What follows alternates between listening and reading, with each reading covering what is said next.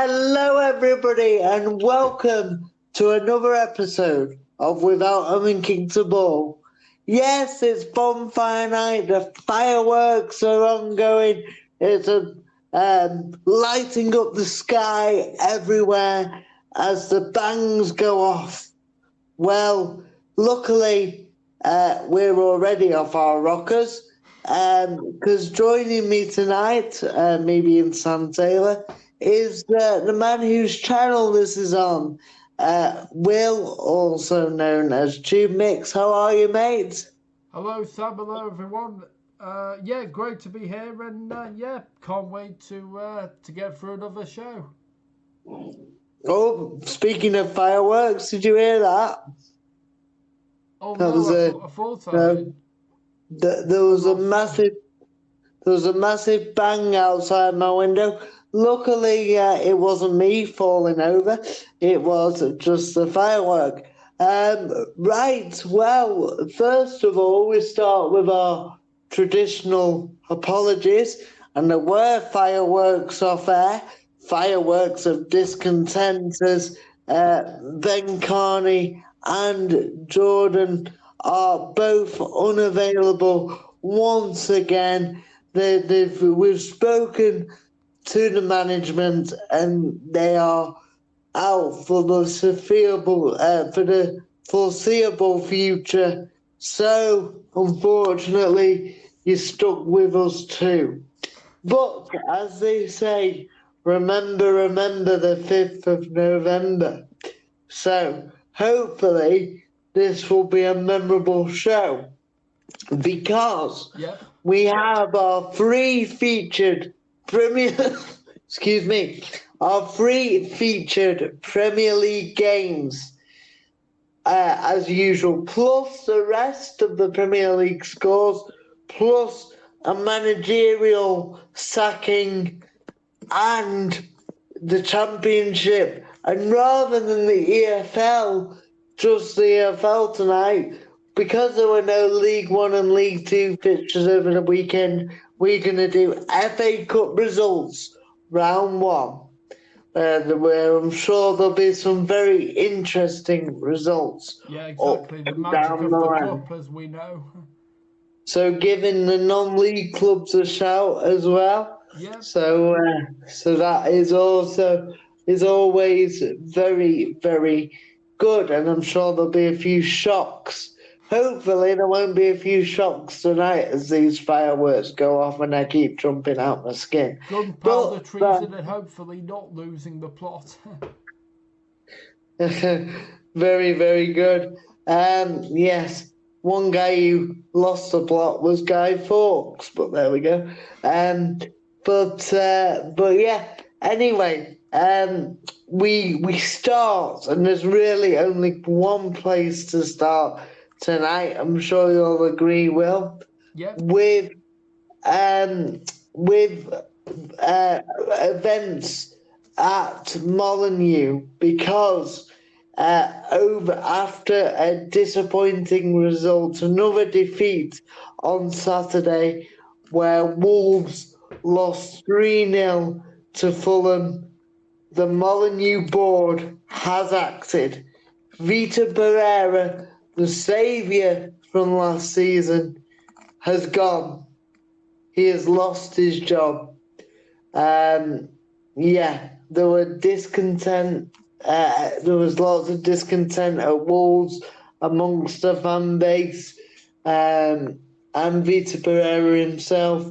It does not look good, and we'll come on to that very interesting piece of news very, very shortly. I will just go over the score as per usual, Yep. but that is our starting place. And the Molyneux board acted, but it was at Craven Cottage, the match, Fulham's home. And they ran out 3-0 winners against Wolverhampton Wanderers. Yep. And Ryan Sessegnon, one of their own, of course, came through the Fulham Academy and played a lot of games for Fulham, scored in the 9th minute followed by Harry Wilson, who's very impressive every time I see him play in the 62nd minute, before Mosquera scoring an own goal for Wolves in the 75th minute.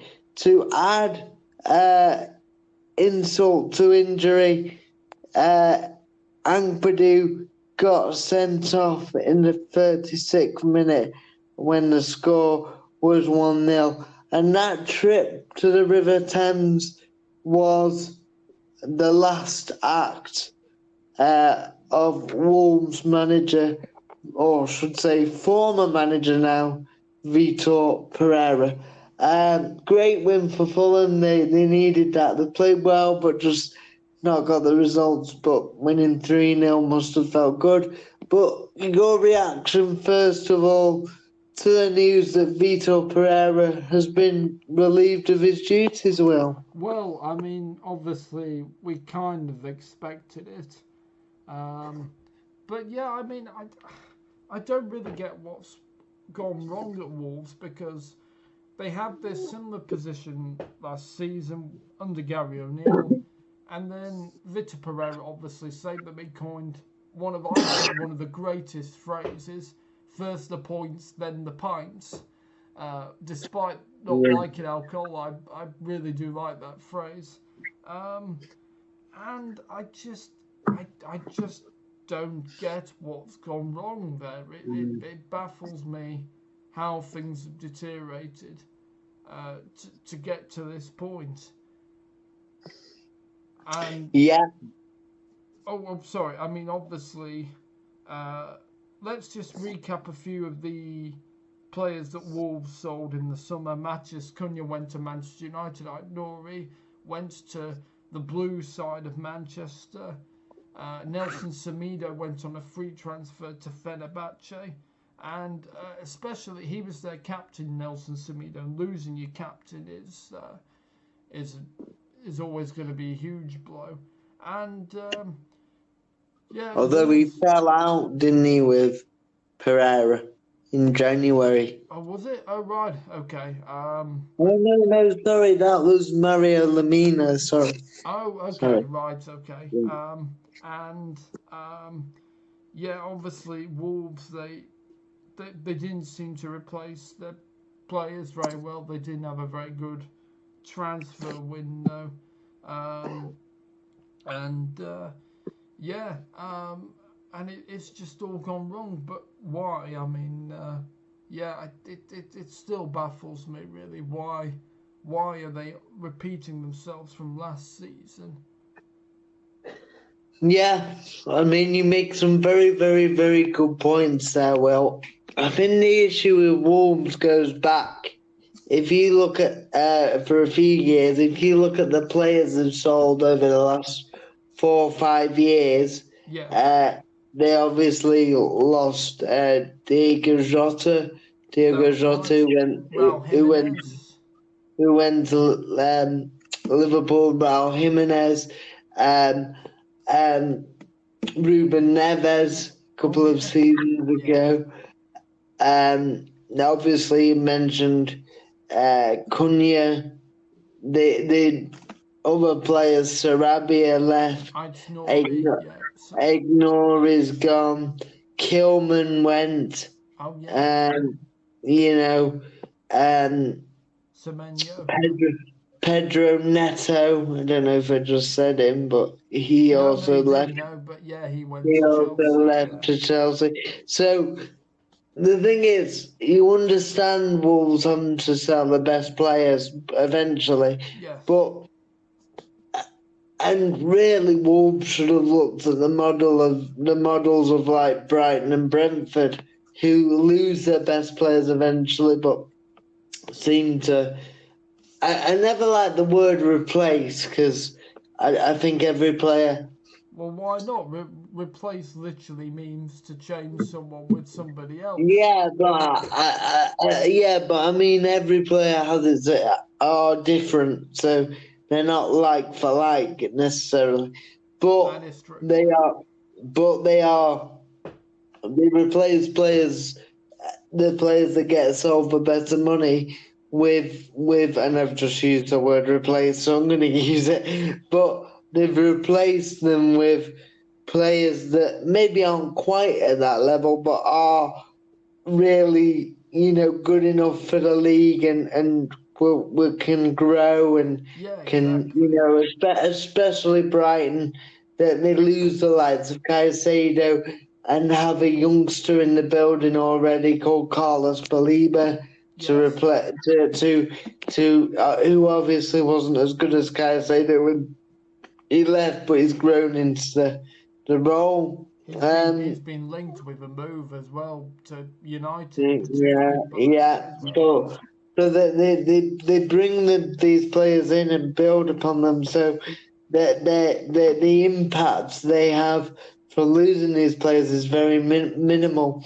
And what you'll see is a succession plan in place. So Of course, they because every knew club needs they this. they knew they were going to lose Caicedo eventually. So they brought Baliba in before Caicedo even left. Yes, well, So that's what you got to need to do. You got to plan very yeah, like 3 years down the line. yeah. So yeah, so where Wolves have lost, so the players, the drop off isn't that big, and they might go from sixth to 10th, Brighton, but for Wolves they've lost all these players, and there's not one I look at in one position where I look where I think, oh yeah, they've replaced them with a really good young or up and coming player or a Or quality player. experience, or experienced Because player. yeah, Yeah. because Wolves are a Premiership club, so they'll be able to attract some top players, from around Europe, young players or very very good players. Then yeah, But being in the Premier League certainly helps. they just, because lots of players want to play there, but they just haven't. So and they look like they're going for a self-sustainable model, but you can only be self-sustainable if you might bring in players for less, but if those players are going to be really really good and they're going to replace the players you already have, and it's going to be almost seamless. I wonder if Um, Wolves, the ownership, I think Jeff Shee is the chairman. I've probably not pronounced his name right, but I wonder if he thought that, oh, we'll do the Brighton way, but we don't have to plan long term in advance.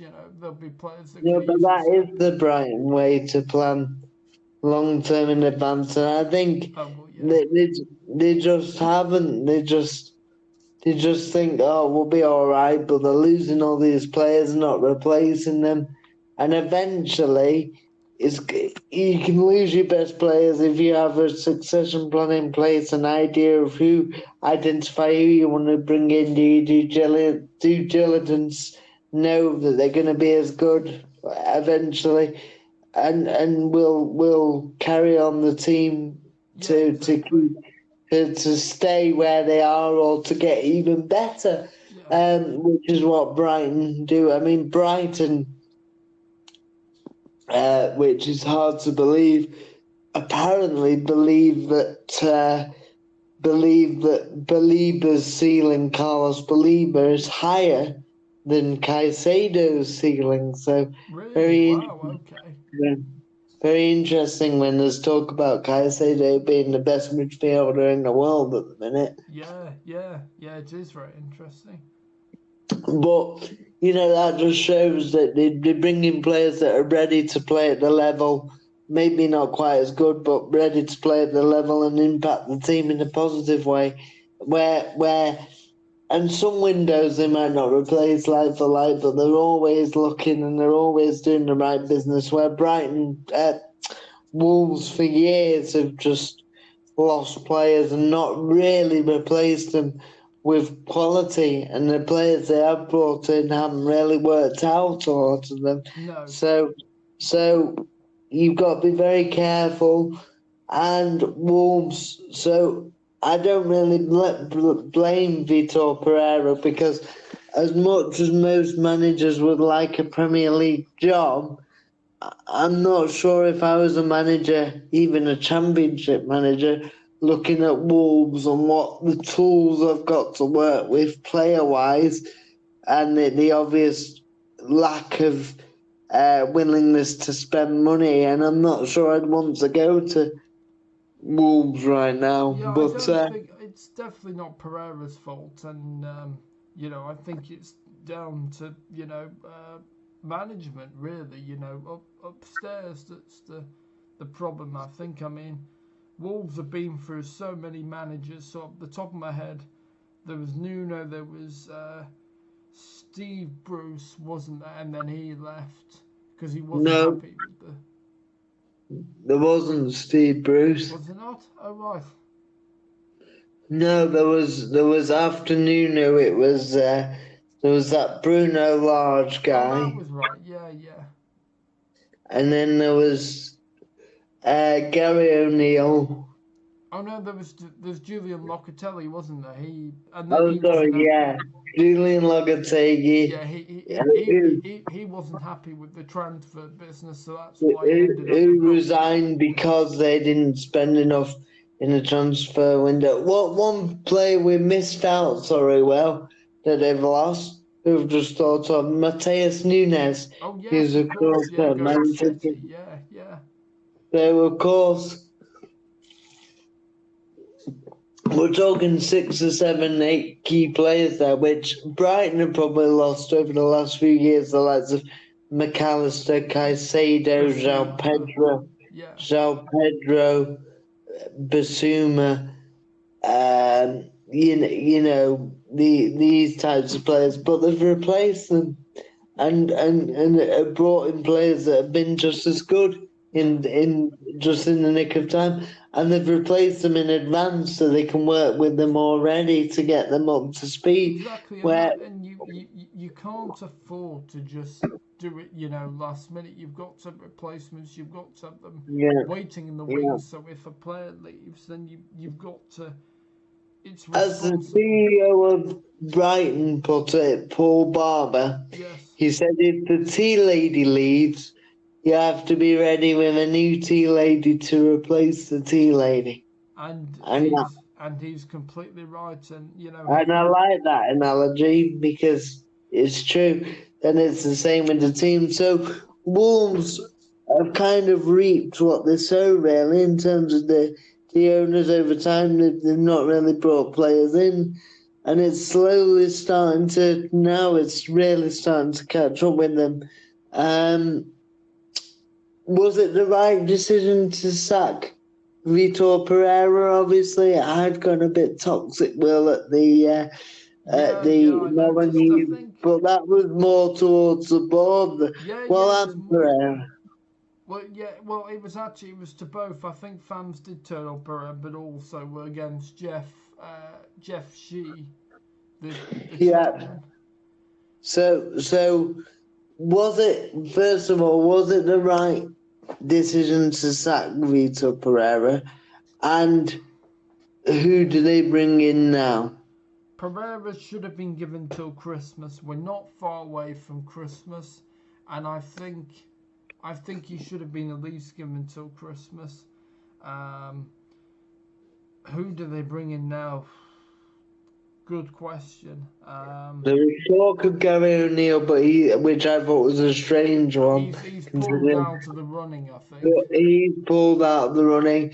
Rob Edwards has said, obviously, I played for Wolves, but I'm very happy at Middlesbrough. Yeah, Um, I don't want to leave right now. Craig Bellamy's come on and said he's happy with Wales yeah. Well, and he's wants. been linked with the. I saw he was talking about the Celtic job as well. But yeah, no, he said he's happy managing Wales. So I can't see any really standout candidates really. Do we get firefighter Sam back?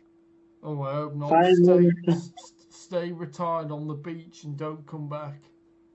you don't want Fireman Sam back? No, Sam No, Allardyce? no, no, no. Stay. Or as he says, I would have got top jobs, top club jobs if my name was Sam Allardyce. Oh, he's deluded. Get back on the shelf, Big Sam. right? Current managers that you know of, well, and obviously there'll be some abroad, I'm sure, that we don't know of. Who would you have? Who will be on your shortlist? Well, I'm thinking Roberto De Zerbi. He did a great job at Brighton, and he's already managed in the league. And maybe he could be a good shout for the Wolves job. Would he Um, leave? Is it Marseille? Is that now? Would he? Would yes. he leave? Would he leave them who are in either the Europa League or the Champions League? Well, yeah. I mean, I don't know, but Marseille are not as big as PSG or Monaco, are they? True, true. So, Marseille are kind of like the sort of the French Bournemouth, I suppose. How about they're a bit bigger than that, I think, but yeah. How about somebody like Frank Lampard? Yes, I mean that would be a good shout as well. But would he want to leave Coventry when it feels like he's sort of building something there? I mean, yeah, I don't know. Yeah, But yeah, yeah, it's a, Lampard is a good shout. Yeah, yeah. I'm just trying to think yeah. that there's not many. I mean, Graham Potter's obviously out of work. Could it? Could No, he's not. He's taking the Sweden Oh job. gosh, yes, he has. Yes, I'd forgotten about that. Yes. Um, So, this is. I don't get paid, and I have to keep keep Tube Mix on his toes. yeah. Um, Thank you for that. Um, and so yeah, but I think for me the best option if they could get De Zerbi from Marseille, that would be a really good signing for Wolves. Um, You know who I'd go for? who Liam Rossinia. you love him. It's like you're the president of his fan club. Yeah, the president of his fan club. Yes. Yeah. No, I just think, would he go from Strasbourg to Wolves and he likes projects and works with young players, well, likes working with young and up and coming players, which Wolves have a lot of. He's a great coach, great on the grass, apparently. And yeah, I think he would be um, perfect for the Wolves job. But it'll be interesting to see who does get the job. I mean, it's not an easy job Well, to exactly. sell. Well, do you know? I'm even thinking. Maybe they've been through so many managers. Why not just give the under 21 coach? I think it's James Davis. Can't remember the other chap. But just maybe just give them the job. You've tried a lot of managers, and Wolves have been. But they've still got a realistic chance and enough games left. I'd agree if they didn't have enough games left to survive, but they have. Well, yeah, I was just thinking because I've been through a lot of managers over the years, and I thought, Mm. just at this point, just you know, maybe go with them for at least the rest of the season. But yeah, I don't know, but yeah, I think De Zerbi would be a good option for Wolves. Wolves for relegation or still too early to say? Uh, well, that's interesting because we all thought Sunderland would be down there, and they're very much not. In fact, they're having a brilliant season so far. Uh, do you know what? I I've changed my mind, and I think even though it's too early to say, I do feel like the time has finally catched up with Wolves after several seasons back in the Premier League. Yeah, they'll be heading back down to the Championship. So you're saying you think they'll head back down, Yes. but are they doomed? or is there still a glimmer of hope that they could, with the right appointment, at least make a fight of it? There's a glimmer of hope, but it's very hard to see. Especially, the only sort of standout player for me would be Strand Larsen, I guess. Jorgen Strand Larsen. Apart from that, there's not really. I'm just trying to remember. Is Matt Doherty still there, or did he leave? Yeah, he's still there, He's Matt. still there? Yeah. Okay, right. So yeah, well, in that, well, yeah. So but yeah, there's not many. So there's a glimmer of hope, but I don't know. I think they are gonna. I think they are gonna go down. I think it'll be time for them. And maybe a rebuild in the championship wouldn't be a bad Yeah, thing. exactly. I think sometimes it just. I think sometimes you do need that relegation to actually, give it a kick up the backside, really, and say, right, we need to get ourselves together now. And yeah. Yeah. Maybe a couple of players from the under 21s, give them a chance, see if they can, Well, exactly. unearth a gem, maybe. If they're established, if the established players are not performing, then yeah, why not give the young players a chance? Oh, and they might unearth somebody who could save them, who knows? Yeah. I That's don't know true. what their under 21s are like, or their academy, but why not? If you're not bringing players in through money, use your academy. Well, exactly. Yeah. As for, are we ready to move on to Fulham? Oh yes, absolutely, yes. Because obviously it'll be interesting to see what happens at Molyneux, but we have to give a word to Fulham, as they were the victors. What did you think of their performance, and where that leaves them after that win? Well, I A much think needed win. it's a big win for them because they've been struggling. Although it's not because they've been poor. I think it's just been unlucky with results. They have been a bit unlucky, actually. And although I was thinking about this, were Fulham good, or how poor Wolves were? Was that making Fulham look? Well, you can only beat what's in front of you. Well, yes, that is true. So, I think a bit of both. I think Wolves were poor, but also Fulham were good. Yeah. And Fulham up with safe, in my opinion. No issues there. Yeah.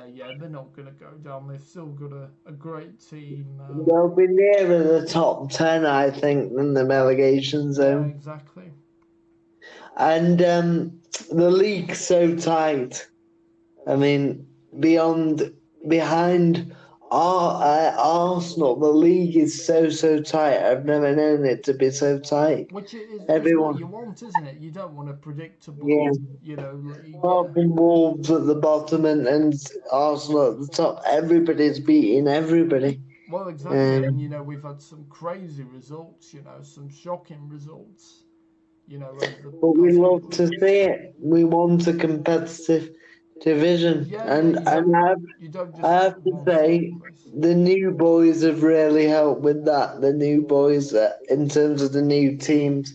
So, all three of them, particularly Sunderland. I mean, they've just been absolutely fantastic. But all three of them have been competitive. So good on them. Yeah, exactly. And we'll come on to our three. I say newly promoted, but three promoted. We'll probably start calling them now.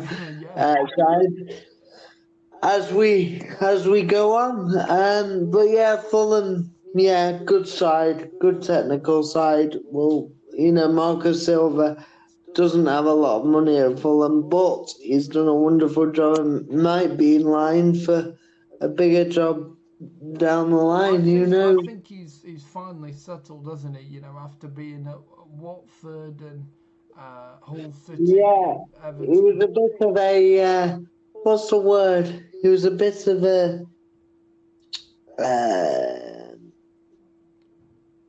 he turned his back on clubs quite quickly, didn't he? Yeah.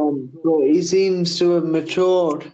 Well, now. I understood why he left Hull City because obviously they're relegated to the Championship, and he obviously didn't want to manage them in the Championship. So then he went to Watford, didn't he? So yeah. Yeah, but a good manager, and he's matured. He's not, he could have left and gone to Saudi Arabia. And no offense to Marco Silva, but I thought he'd be the type of manager that would go there.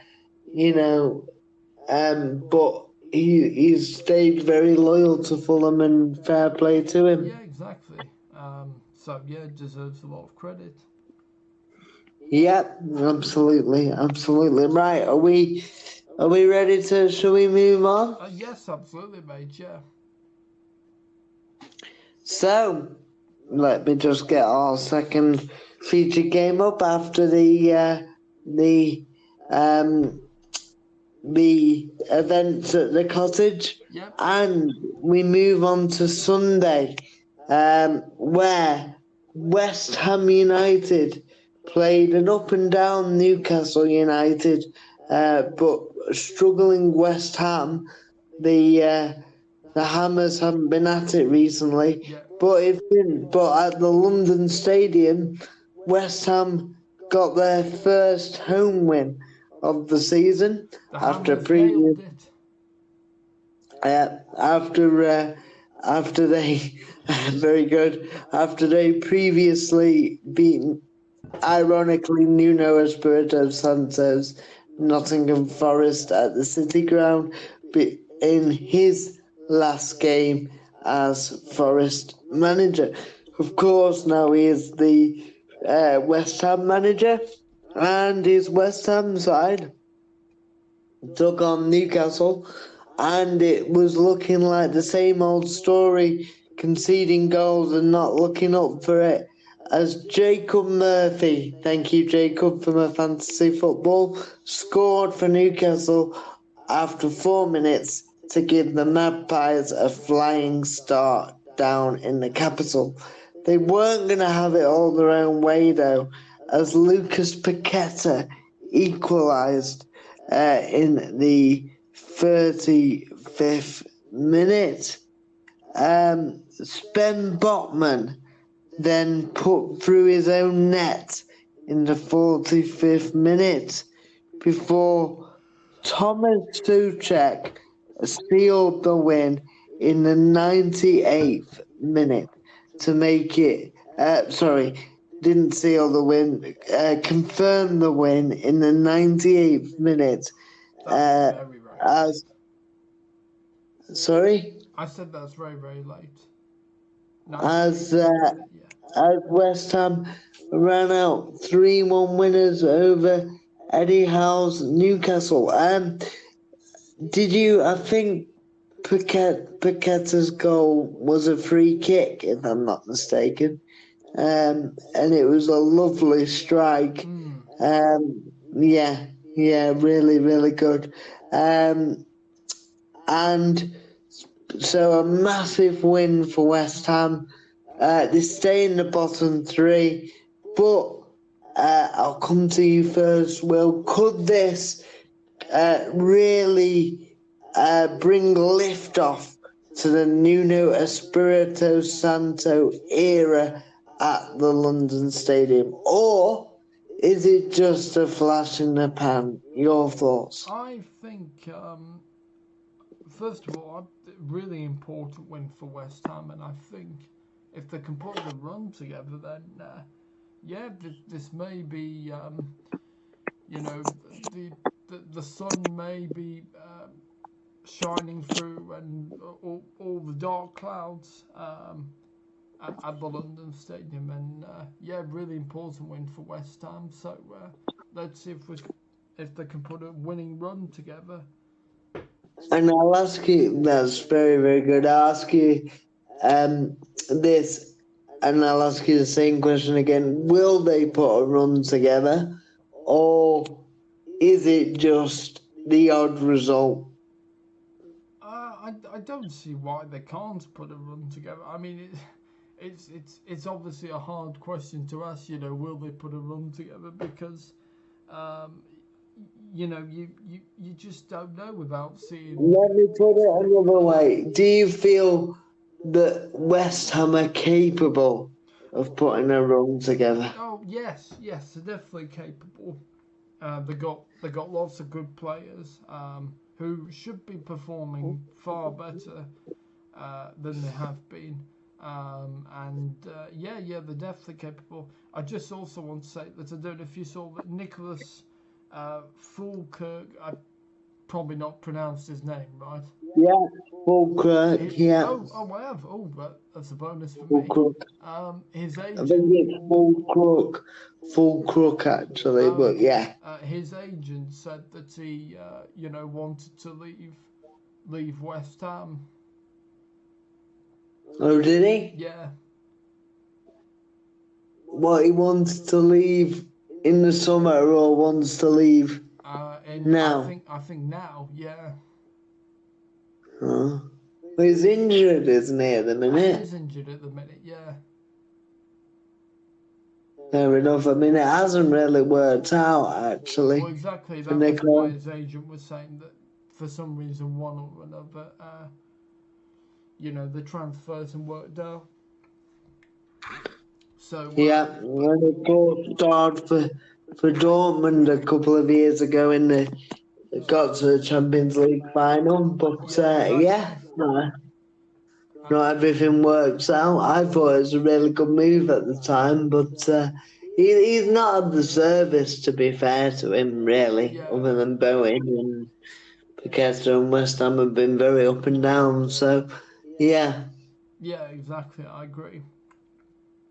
But Um, yes, they are capable of putting a run together. Yeah.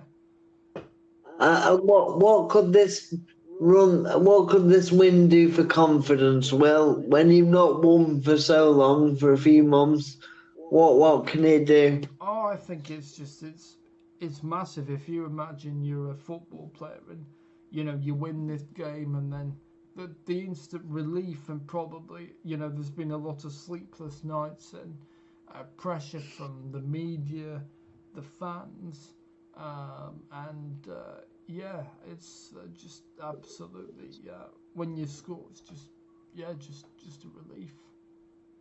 Relief and all the hard work's paid off, and they've been through a lot, been under a lot of criticism, especially the players, not so much Nuno, but the players and the board. I'm sure they're as relieved the board as anybody because they're not going to be talking about them quite as much now that they've won this game, but they're certainly going into the next one. But they need to back it up, and in Nuno, they've got a very good manager, a Yeah. manager that I thought, no disrespect to West Ham, but with where West Ham are, but a manager that could go a bit higher up in the league. After what he did at Forest and formerly at Wolves, I know it didn't quite work out at Tottenham, but there was a style thing there. Yeah. But fair play, he's gone in there. Must have been very disappointed in some ways to lose the Forest job. I know he didn't help himself, but he got them into initially the Europa Conference League, Well, and then exactly. they Yeah. got upgraded to the Europa League, obviously because of Palace's failings to meet the ownership rules that UEFA have. But yeah, so to shake up that disappointment and go again and at West Ham, fair play I mean, I said at to. the time, sorry to interrupt you, that I thought Nuno would take at least, you know, up until Christmas, off, not join any club. But Yeah, because you seen around Christmas a lot of managers lose the job, don't they? So you think, oh, maybe he's gonna get, a job will come up. Um, well, but yes, yeah, yes, and we, also what I meant was just to recharge the batteries because being a football manager, there's a lot of pressure on you, and it can be, I imagine, it can be draining. the only thing I would say about that, Will, is that Nuno Yes, he got sacked, but he didn't get sacked because of results. Oh yes, He yes. got No, he got he sacked got as he commentator. got sacked because of a breakdown in relationship with the owner Yes, already, well, or I whoever think it it was a was. mixture of both, wasn't it? Because Forest struggled Yeah. towards the end of last season and then started into this season. Yeah, but they're starting the season with a win and a draw, and also, they I don't think results really came into it. I think there was just a breakdown of relationships. So when you've been successful, like Nuno had at Forest, first manager to get them back into Europe in nearly 30 years, Yes. I think. Um, he was probably raring to go again. When Graham Potter lost his job at Chelsea, I imagine that was quite draining, and you question if you were good enough. Yeah, Where exactly. He would have had because imposter syndrome, I imagine. yeah, where or he may have had Harry Potter syndrome. Who knows? But but uh, but he, Nuno had done a great job at Wolves. Sorry, at Nottingham Forest. His stock was high after leaving Nottingham Forest, so he probably thought, "Oh, let's go again while the iron's hot." Yeah. So I do think it's a different, even though he was sacked, it's different to being, like Ange Postecoglou's sacking or Pereira's sacking, Yes. or Graham Potter's sacking even from West Ham. Nuno stock's quite high at the minute because of what he did at Forest. Oh, So exactly. Yeah, he's a good manager. so yeah, so he's probably got energy right now. If he didn't go well at West Ham, then he probably takes a break. Yes. But yeah, um, West Ham's still in trouble. They need to put some results together. I'm with you. I think they'll get out of it. I think yes, the fans are saying they've not got great players, but I disagree a little bit. I think they've got some really good They players. have, Then Jared Bowen is pretty good on his. Well, he's very good on his day, isn't he? Lucas Paqueta, I've always liked. Yes. And Somerville is a good player. Callum Wilson knows his way Yeah, around. if he can stay fit, Callum Wilson could be a really good Yeah, player for I them. think they lack a bit in defensive midfield. They've not really replaced Declan Rice, and not that he can really, but they've not really got a Declan Rice like player Or with Mark him. Noble, yeah. Yeah, yeah, which is a bit of an issue for them, but they've got like some Wan-Bissaka who I like, Ariola's a decent goalie. Kilman's not had a great start, but I think he's a good player. Mm. So they've got enough. Maybe not. They're not as good as side. I don't look at them as good as they were when they were in Europe, but Are we talking they Slaven Bilic, Payet, and.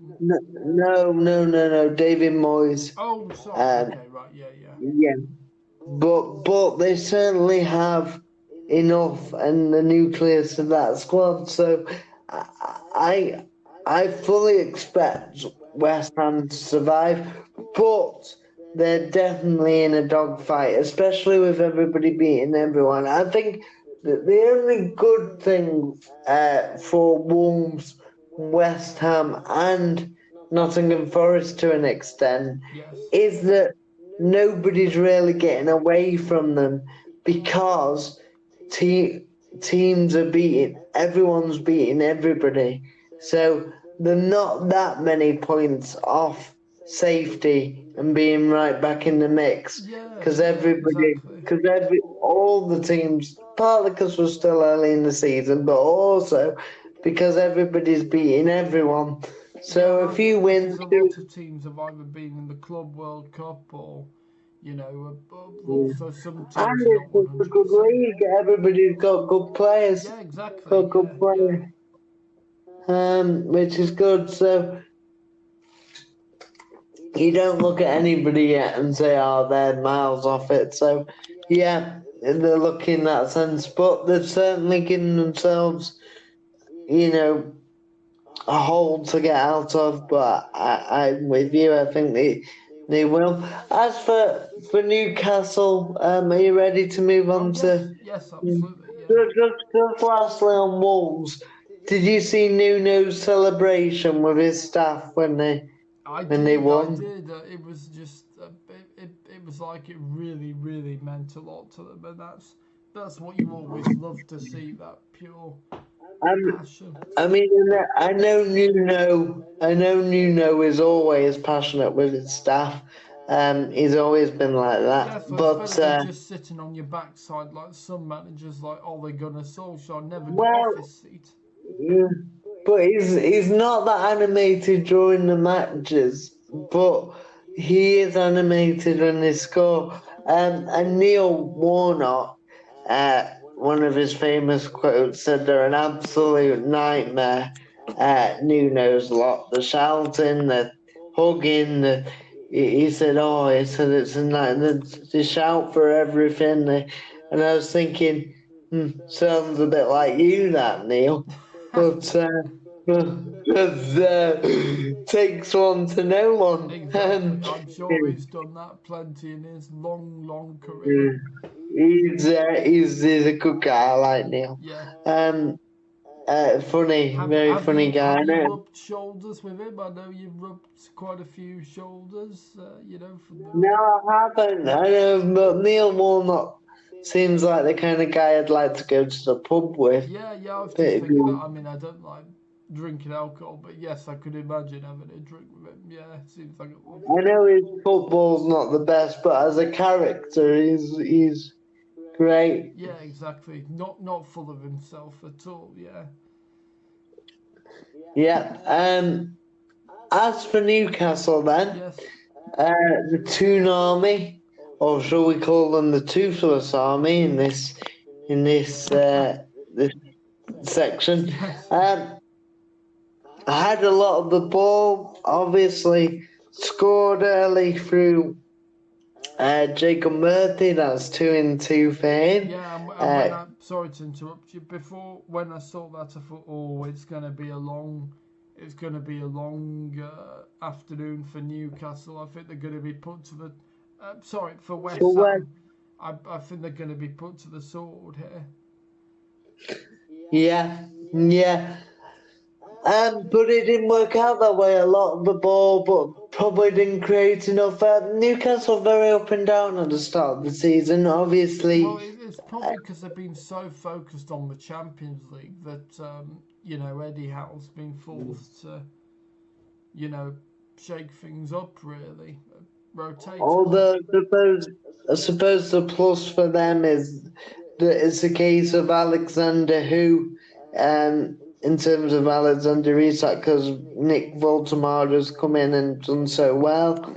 I mean, he's Um, just been brilliant, and he's not made a fuss about it, has he? He's just gone on and done his thing, and yeah, it's brilliant. yeah, I mean, slightly different player to Isak, not quite as mobile, but I'll tell you what, he's got a very good first touch for a tall Well, man. maybe that's good. You're not getting a player exactly like Isak, so he's not endlessly getting compared like the media. But he knows where the net is, and for a striker, that's Oh, important. exactly. Yeah. So yeah, I think with them having the Champions League, Newcastle are going to be very up and down this season. I don't think we're going to see, they certainly won't be like the same Newcastle of last season. That's for sure. Even if And Isak had stayed, I think they would have still been like this. and the one worry for I know they've got Will Asula as well, They who's have, a yeah. forward, but a young forward, but um, Vissa is out. Um, for it was meant to be a 4 week injury, I think, but it's now looking like another 3 to 4 weeks. So, My goodness me, which is not gone well, has it for you, Johan? sorry. I was just saying, not gone well for you, has it, Johan? Well, actually, I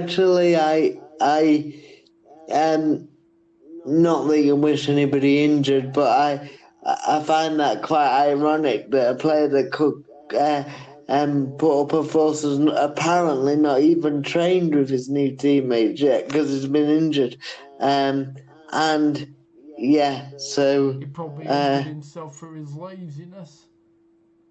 so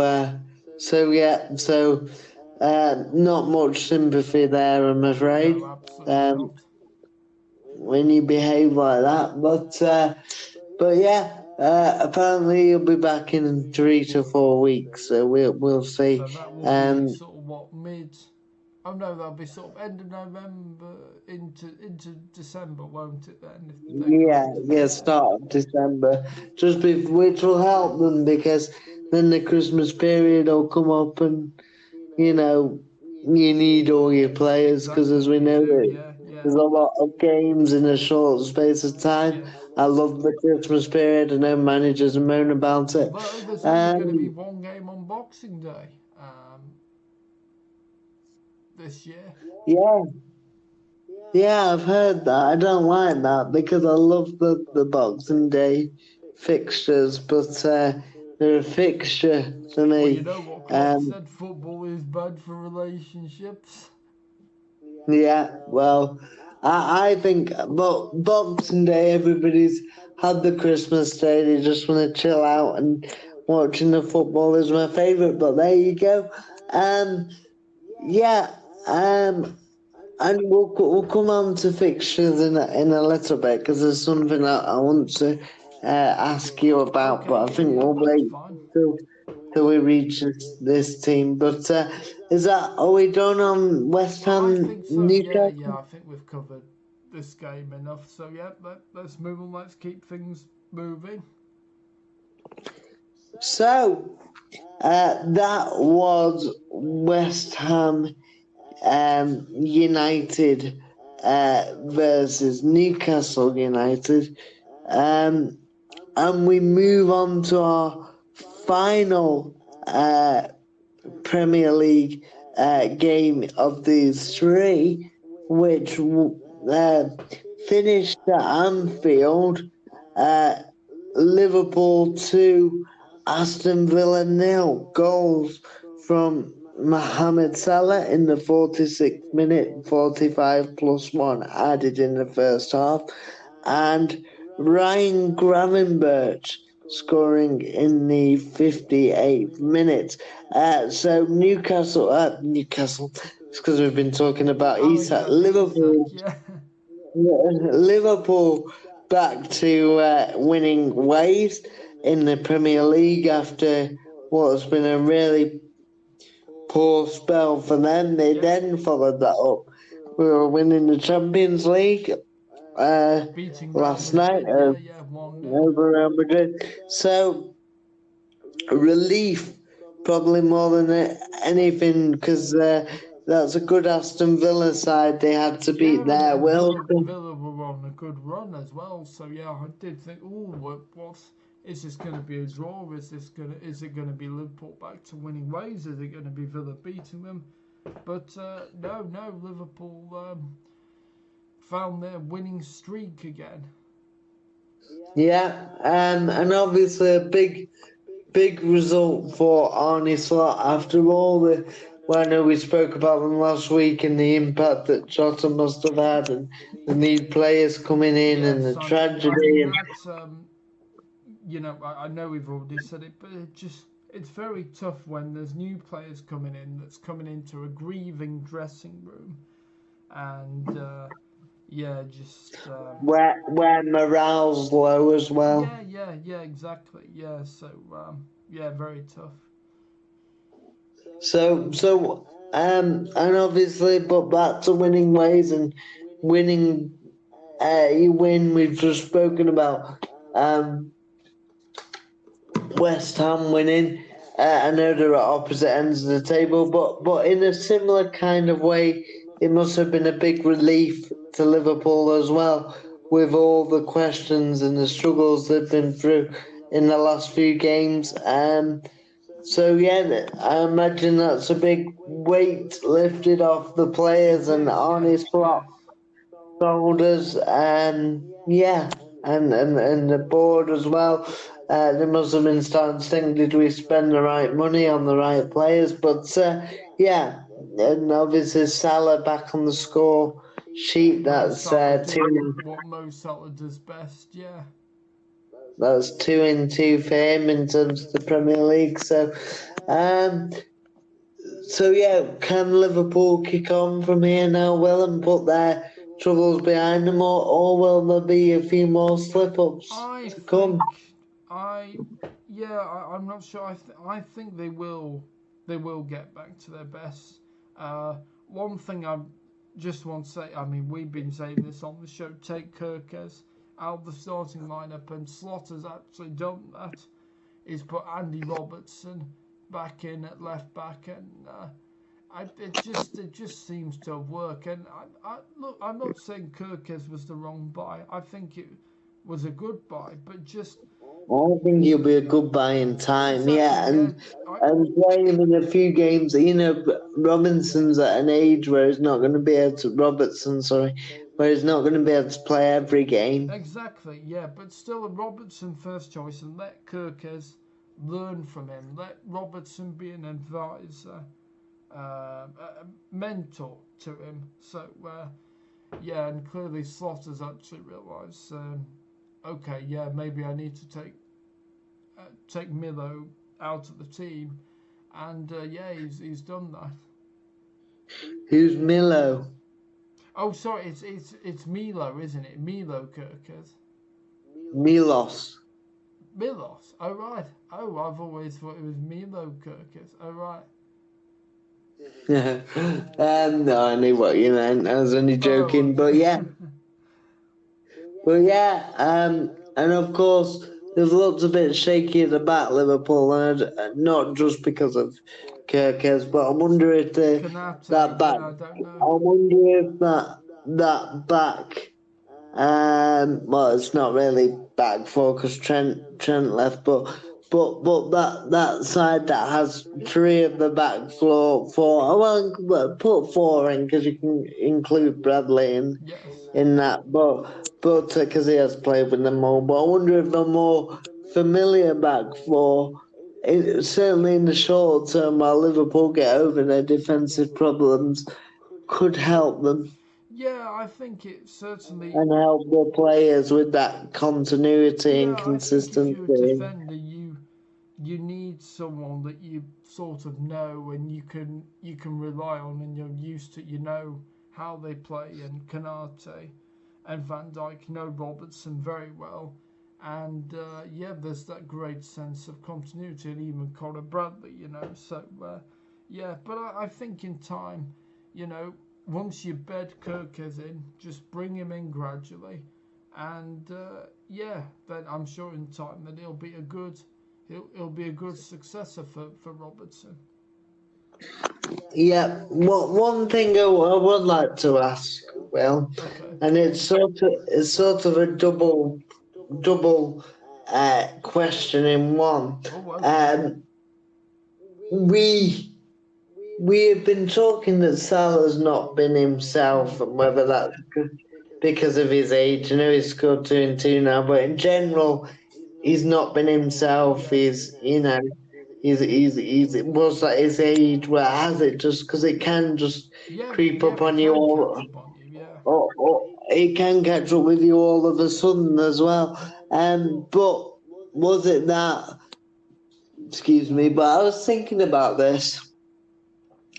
And obviously Salah plays off the right. I know he comes inside, but he kind of plays off that right hand side, comes in off it, yeah. Yes. Um, and I was wondering what the impact of Trent Alexander Arnold on Salah in particular Yeah, may have in the had, right back role. Yeah. and that relationship with Salah, up and down that wing. Um, and also the impact that Trent's departure could have had on Liverpool. I know he wasn't great defensively, generally, but he had lots of qualities, and whether they've missed him more than they thought they would. Well, 100 yeah, I what mean, your thoughts? it could be that. It could be also Salah's age creeping up on him.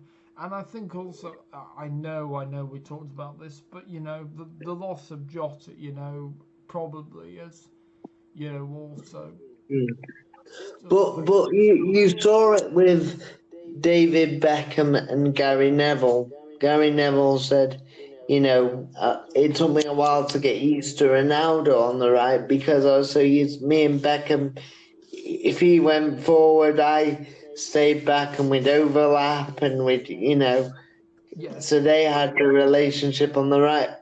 I wonder whether Salah's suffered a bit because he's not quite got the same relationship with Bradley yet that he had with Trent. yeah, maybe. And Alexander Arnold. I think I'm just trying to think. Oh no, when Salah first came to Liverpool, he had Nathaniel Klein, didn't he? Yeah, it was Klein as the right back. Well, um, Alexander Arnold came in that season, midway through the Oh, season, was and it? made that. Okay, right, okay. Well, he was already at the club, obviously, Yes, but he was in the academy, but he wasn't. He was only just coming into the first team. he broke in. By the end of the season, he was first choice. Yes. Yeah. So I suppose Salah won't have known anyone really else as right back. So yeah, I don't know. I don't know, to be honest with you. It's a good question, but yeah, I don't know. I don't know. Maybe that's something to discuss with the boys, and also if anybody wants to get in touch and leave a comment, once uh, this episode has been aired, then please do. Yeah, exactly.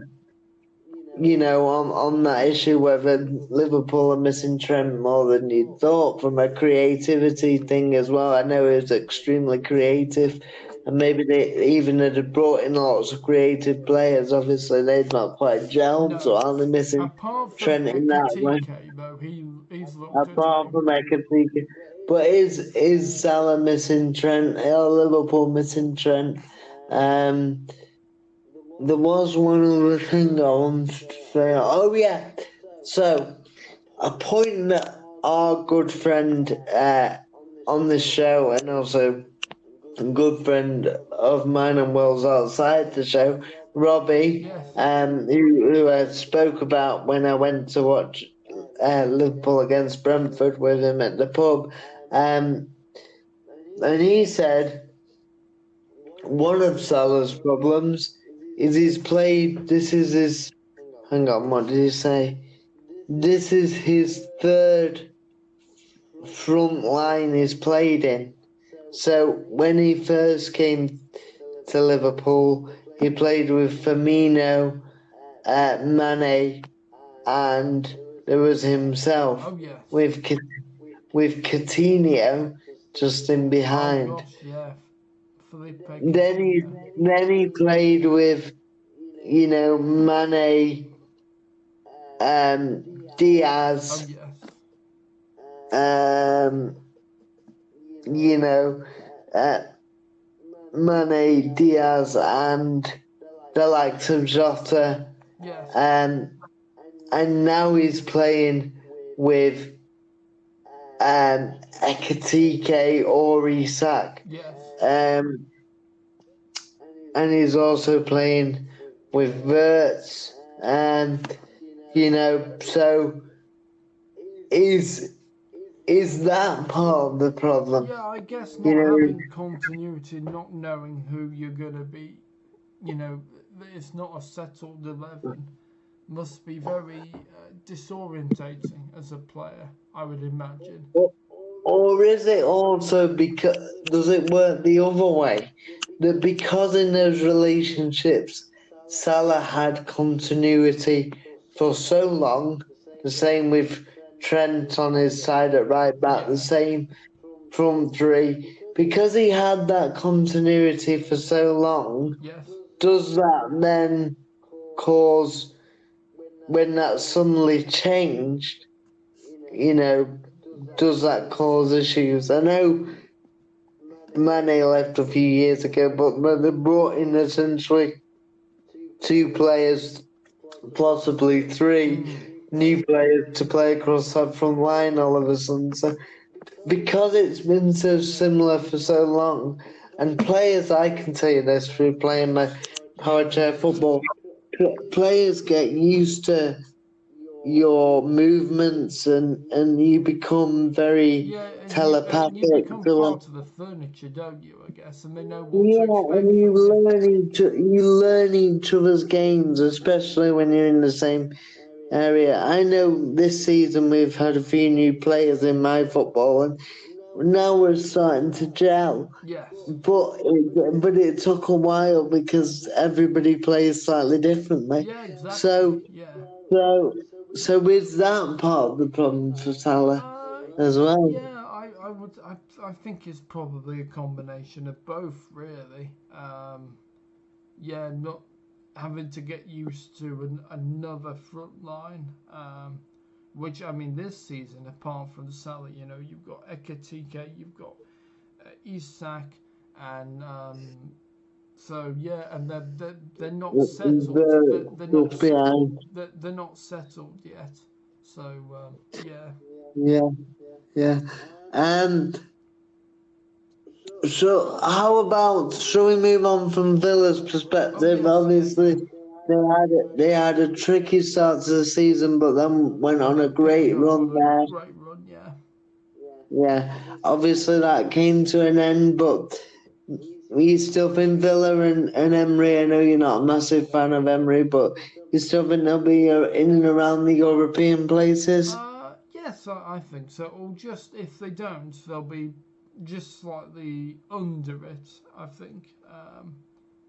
So With a chance of winning the Europa League. yes, possibly. Yeah, I think. Yeah, I still think Emery. I don't think he's a world class manager, but I do think he's doing a good job at Villa. Okay, let me ask you another question. Well, it's a question I meant to ask you last week when I think we were on about Emery. Yes, when they played against City and won. Is Unai Emery, for you, in your opinion, overrated? Not. Because I get the sense that everybody thinks he's an amazing coach, but you think he's good, but he's not great. So do you think he's overrated?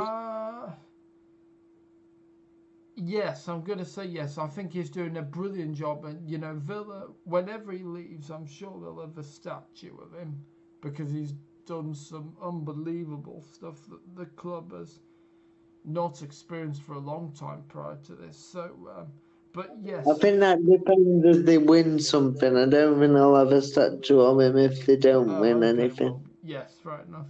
But yes, I do think he's overrated. Why? Because he managed Sevilla, who, are not Barcelona, they're not Real Madrid. And won the Europa League 15 yes, but the Europa billion League, times. the Europa League, teams do well in the Europa League, but don't necessarily do well in the Champions League. But he did quite well in the Champions League. With Sevilla?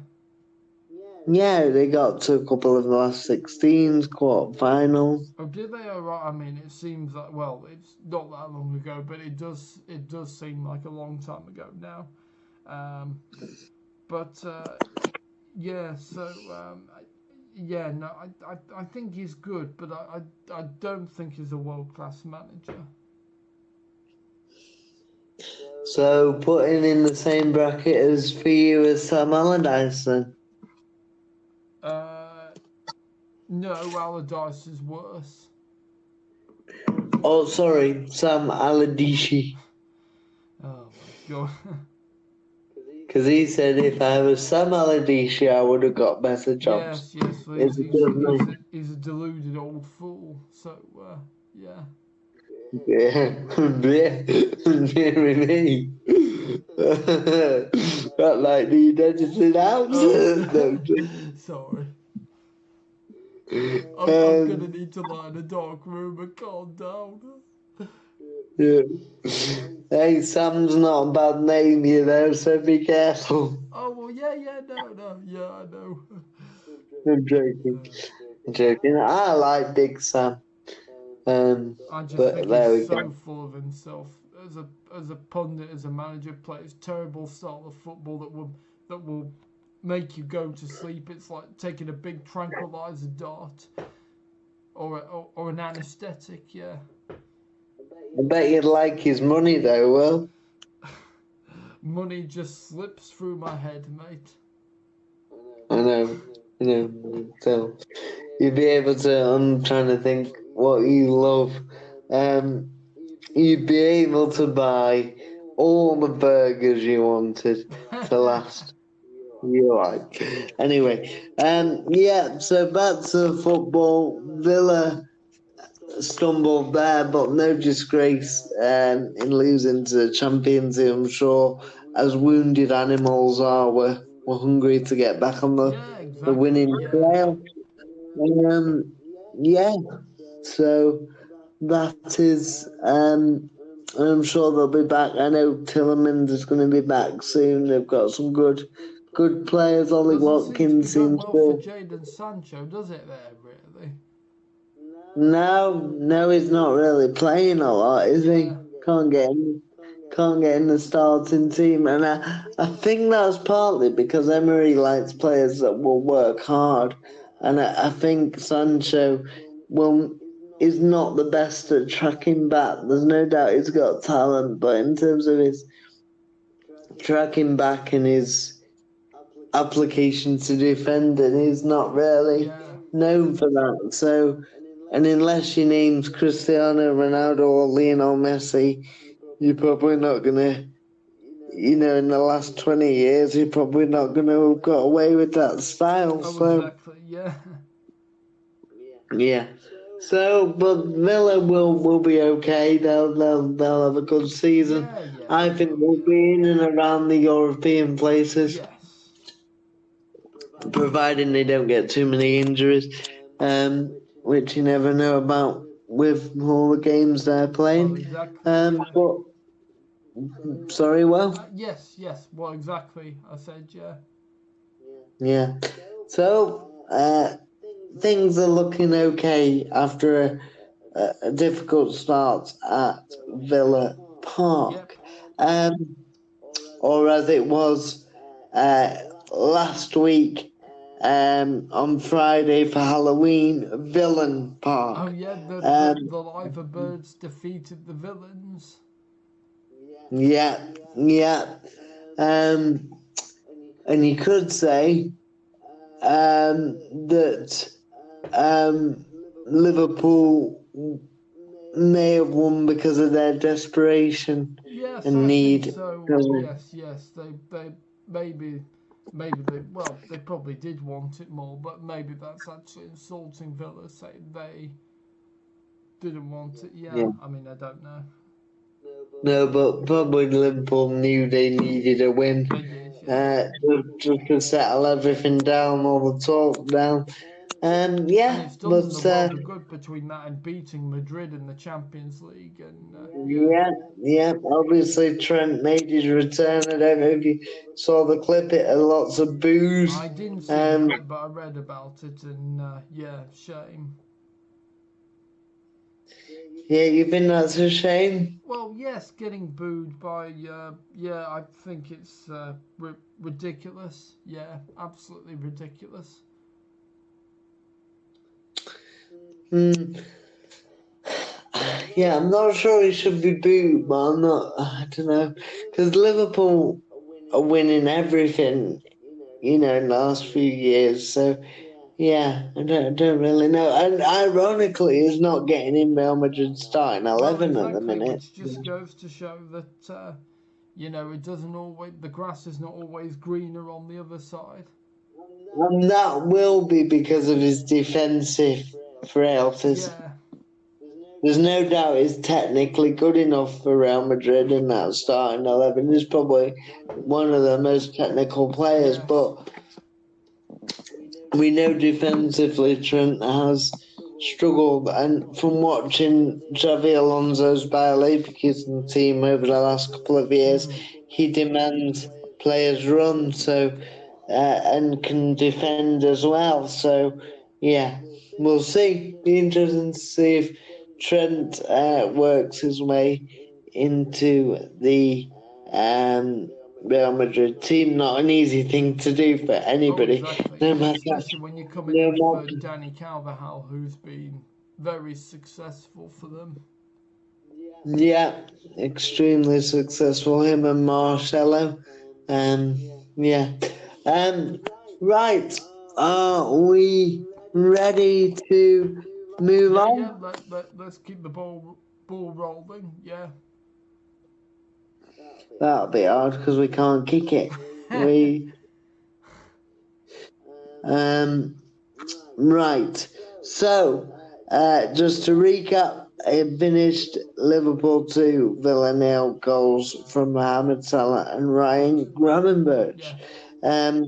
So, we move on to the rest of the Premier League results. And we start at Selhurst Park, where Crystal Palace took on a very good outfit in Brentford, Yeah, who have impressed by a the way, I lot. thought this was going to end up as a draw. Who have impressed a lot at the start of the season, but it was not a draw.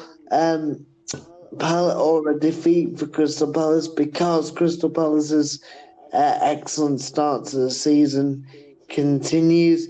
And who else? Jean-Philippe Mateta scoring the opener on 30 minutes after a long throw into the box. And a header from Jefferson Lerma fell to Jean-Philippe Mateta, followed by another throw-in which led to a Nathan Collins own goal. The Brentford defender put him through his own net. So it finished at Selhurst Park, Crystal Palace 2, Brentford 0. Just wanted to pick up, obviously, a great win for Palace there. I know we'd done our three feature games, but there was just something about this I wanted to ask you, Will, if I may. That's fine, fire away. Oliver Glasner, in his press conferences this week, has been talking about fixture congestion, which we hear a lot from managers. And my feeling is that managers generally should just get on with it. They're in a, and as the players should. But there is a chance with they play Arsenal in the League Cup. Yes. In the next round. And with the way their fixtures are, there is a possibility they'd have to play 2 games in 3 days. Right. What are your thoughts on that? Oliver Glasner's issue is as much that that this has been allowed to happen and wasn't sorted at the start of the season. Right, okay. And so 2 games, so does that mean 2 legs, basically? No, they'd have to play, I think it's a League Cup game and a league game or a Conference League game within the space of 3 days. Oh, I see. Right, okay, right. Yes, I get you. So they play 2 games in 3 days. Yeah, well, I mean, it it is very hard to play, with the fixture. I mean, why was this not? We, we talked about long-term planning, before with, what Wolves should have done, and the league should have obviously this should have been sorted, at the start of the season. Yeah. What are they playing at?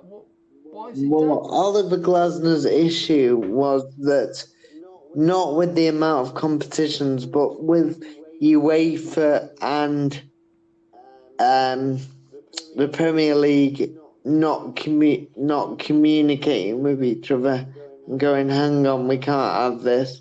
Because Oliver Glasner called it a sporting disadvantage if they have to play 2 games in 3 days. And I'm not one for moaning about fixture congestion, but I actually think he has a point on this one. Yes, I mean, I just think it's absolutely incompetence that utter incompetence between both the Premier League and UEFA.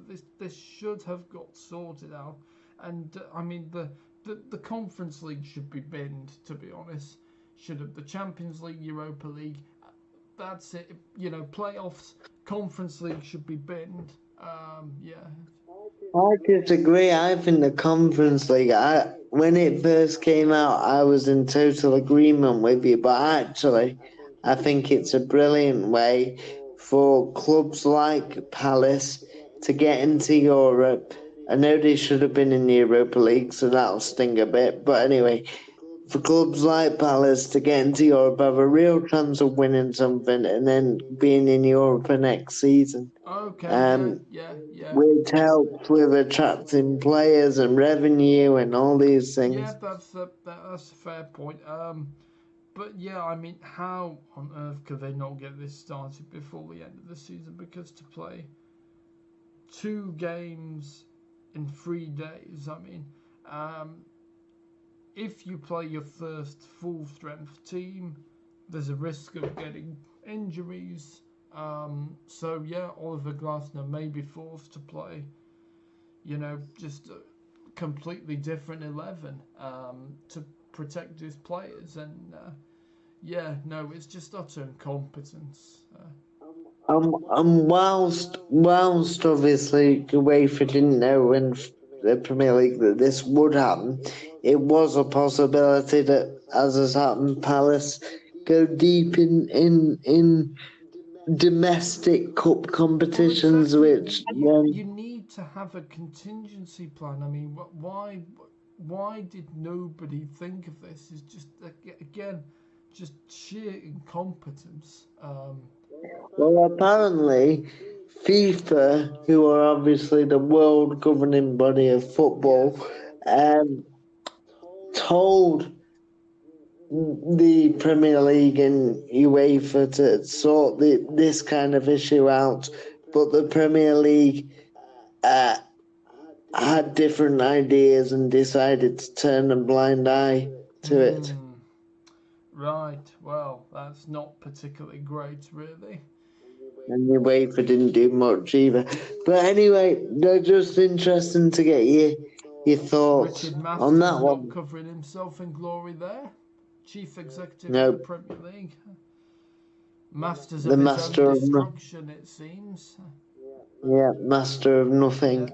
Um, but yeah, Crystal Palace 2, Brentford 0. We'll see what happens with that cup game. It hasn't been confirmed, but it has been floated around that that could happen. Yes. That Palace have to play 2 games, 2 games in 3 days. Yes. Right.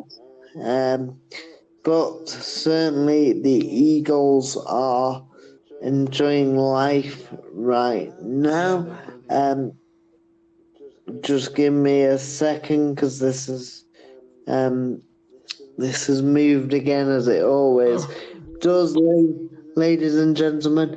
Right, we then go on to uh, a fascinating game. I missed it unfortunately, but I've seen the highlights at the City Ground and was quite unlucky this game not to get into our featured three, but it didn't.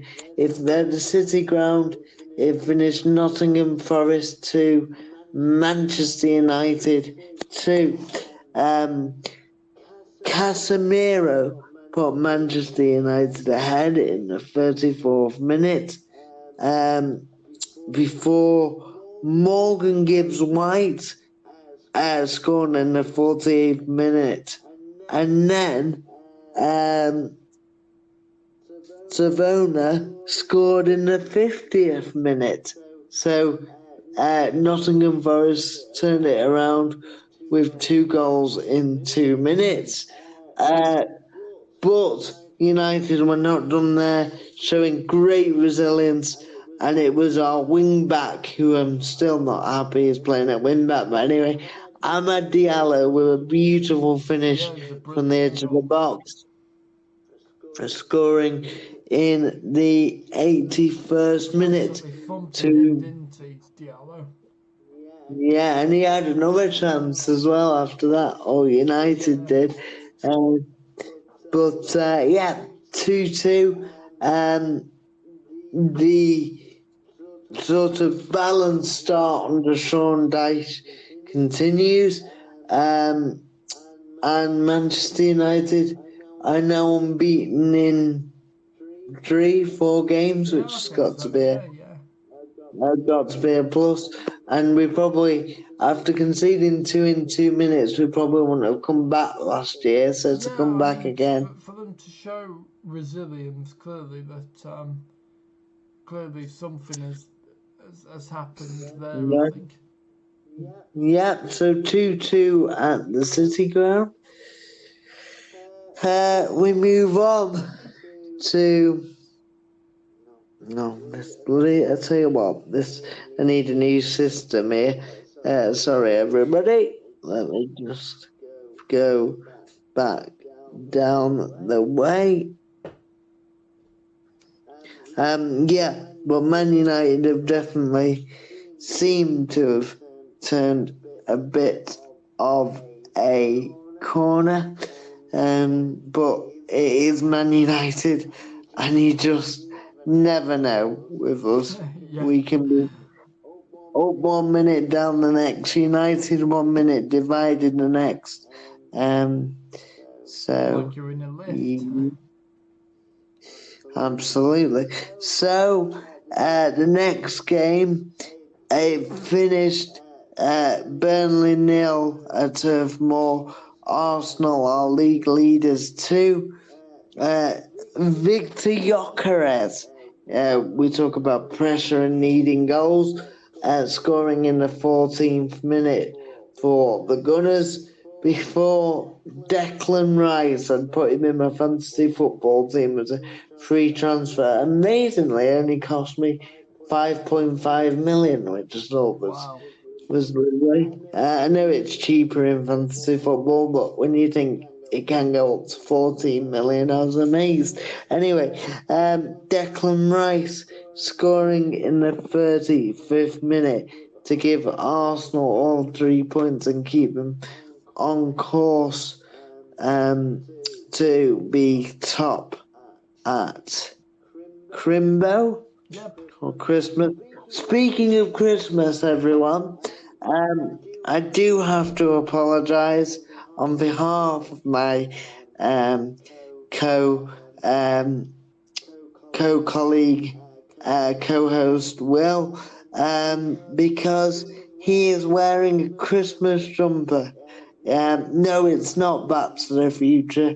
It is still only November, but it appears he was desperate. I did tell him that Christmas doesn't officially start till December, but as with usually everything I say, it fell on deaf ears. So if anybody is offended by this earliness, then I apologise on his behalf, because he will not apologise for you, I'm afraid. Anyway, back to the football, and it finished because Will's not important. As it finished, Brighton 3, Leeds 0. Brighton and Hove Albion 3, Leeds 0. Danny Welbeck scoring again. He's on a scoring Man of the streak. I think moment that's at the moment, yeah. 3 or 4 in a row now. Scoring in the 11th minute. I do like Danny.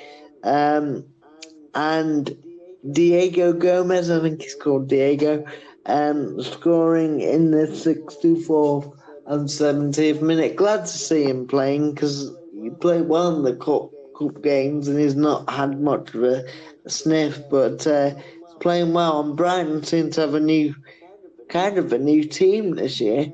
Yeah, they do, yeah. But they won 3-0 at the Amex to sink Daniel Farkas. Leeds. Oh no, we're having a malfunction. Thank you. Yeah. Probably you So looking at my Christmas jumper that's caused you to malfunction. yeah, it's your fault. It's the Christmas. It's the Christmas. It's the Christmas jumper. Silly Christmas jumper. What?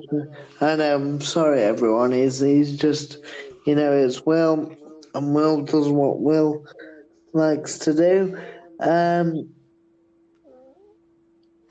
Right, so for once it's not gone off for me here.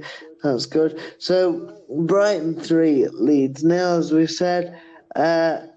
Fulham 3, Wolves nil. We've covered. At the Tottenham Hotspur Stadium, home woes continued for Spurs. I don't think they've won a home league game yet, Yeah, it's which bizarre. They don't considering. seem to be doing well at home, but doing well away, which is interesting. Yeah, which is amazing considering the sixth in the league, still and they've not won at home.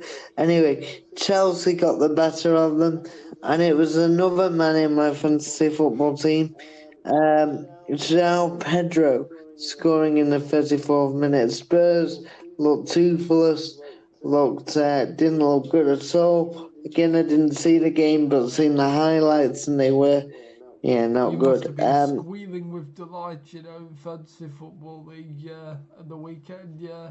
You were loving it. Overall, 80, 85 points. I'm happy with that. But as I hunt down the leader in our Power Chair Football League and of the Hebden boys, which does include me, Jordan, Ben Carney, and Will, I am top and leaving a dust trail in my wake. You are So basically Erling Haaland of fantasy football. You just can't stop. I am right now. I wasn't for a bit, but you even caught me up at one point, Will, Yeah. but I'm still in the march. But a long way to go yet. Still only 11 games in. So interesting with this one, Will. Did you see Jed Spence and Mickey van der Ven Oh walking off and yes, I did. ignoring? Yeah. And Thomas Frank said, yeah, he was okay about it because they were just disappointed and they just wanted to get down the tunnel, get away from the booing. Because they were disappointed as well. So, and Alan Shearer, said, "Oh, it's all been blown out of proportion. All this, criticism about it as well. So yeah."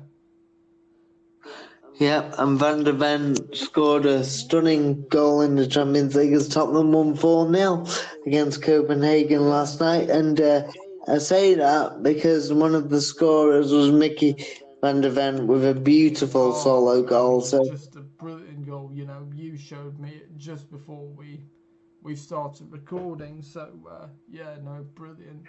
the pace, the power, the stamina. If you haven't seen it, go and have a look because it was a stunning goal. Not that the defenders of Copenhagen will be thinking that to give him all that room, but there you Well, go. I think even the fans, surely, of Copenhagen would be applauding that. Yeah. So Tottenham in the league though losing losing 1-0 there at the Tottenham Hotspur Stadium, uh, being living up to their name of Spursy. Oh, they're doing better Um, than they were with Ange though. At this point of the season. yeah, yeah, I like Thomas Frank. As we covered, Liverpool beating Aston Villa 2-0. Thanks to Mo Salah and Ryan Gravenberch. Um, as we also covered in our feature games, West Ham getting a vital win against Newcastle. 3-1 goals from Jacob Murphy for Newcastle before Lucas Paqueta, um, an own goal by Sven Botman, and a late sealer from Thomas Soucek gave West Ham all 3 points and a much needed 3 points in a very entertaining game. Yeah. I watched this very entertaining game. Manchester City at the Etihad beat high flying Bournemouth 3-1. Uh, Bournemouth had a goal disallowed.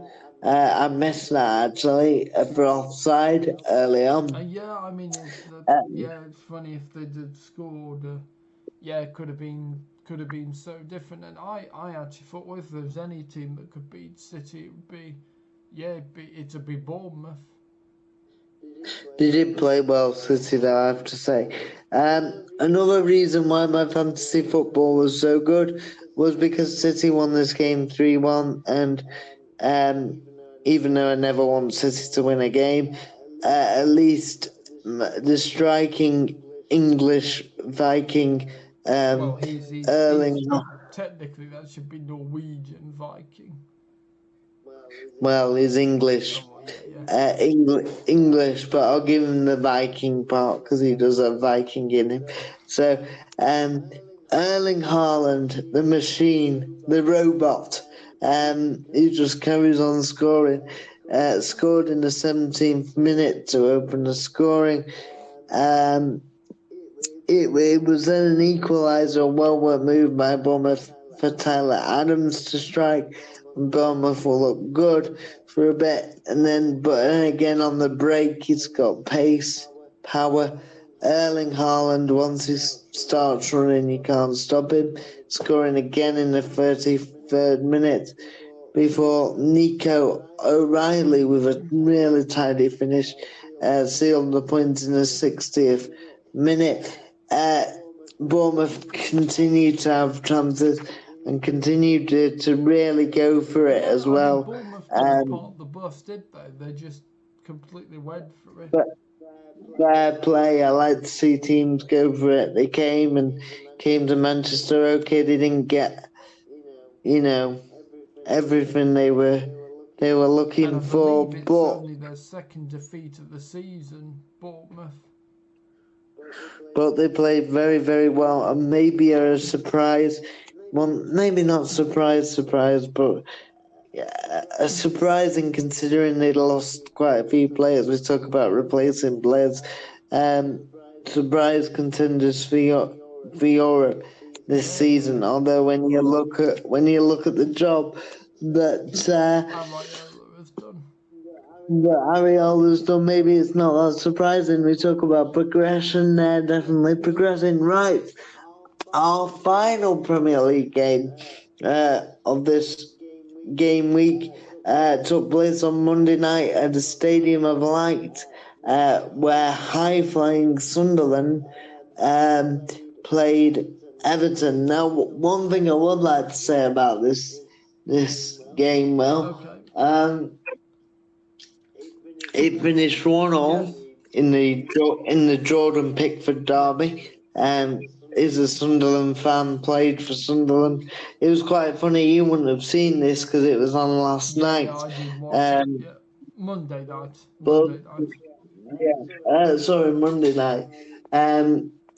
But Jordan Pickford's son had a half and half because he's a Sunderland fan, I think, Yeah. had his son as well had a half Sunderland, half Everton shirt Oh, on, which is quite funny. Anyway, in the game, uh, Sunderland started as poor as they have all season, and couldn't, for the first sort of 25-30 minutes, could not get anywhere near Everton, and they took the lead deservedly through Ilian Njai, who I think is a really good yeah, player. he's a good player. And he scored a great solo goal. We talk about solo goals. He picked the ball up, beat about 5 men, and then hammered it. I had 5 men against him, That's pretty and impressive. jinked his way through them. And sorry, Sorry, I was well, just saying that's pretty impressive to beat 5 men. yeah, jinked his way through them and then finished it off. Beautiful goal. But Captain Fantastic, as he's turned out to be for Sunderland. Sunderland came out second half with a point to prove. They literally did.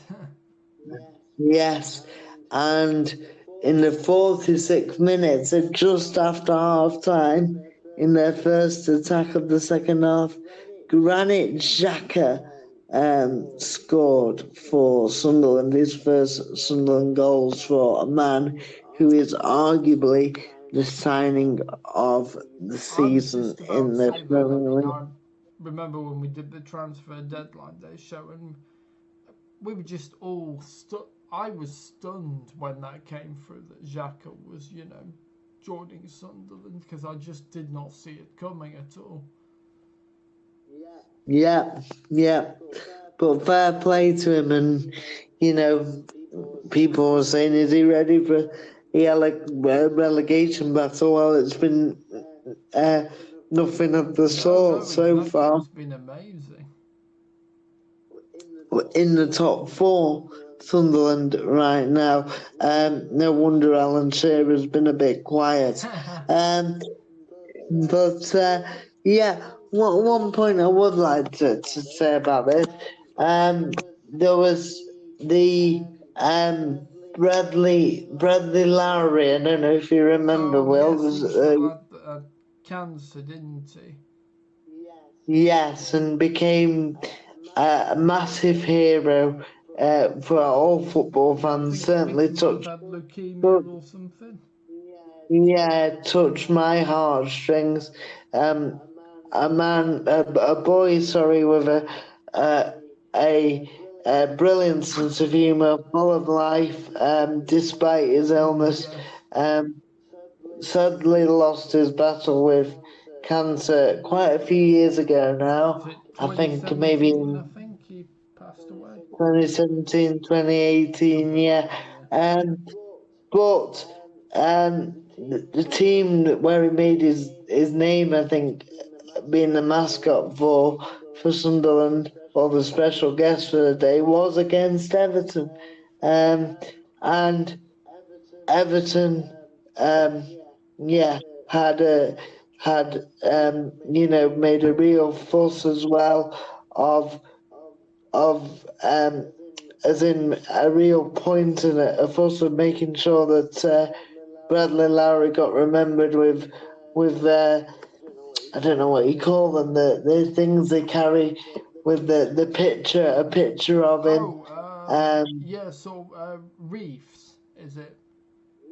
yeah, but not really like a board with his face on, yeah, and Okay, just yeah, oh, was a classy, was really a real classy. That's brilliant.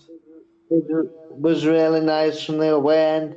Obviously, Sunderland also um, paid massive tribute as part of the Bradley Lowry Fund, which carries his legacy. Fantastic. And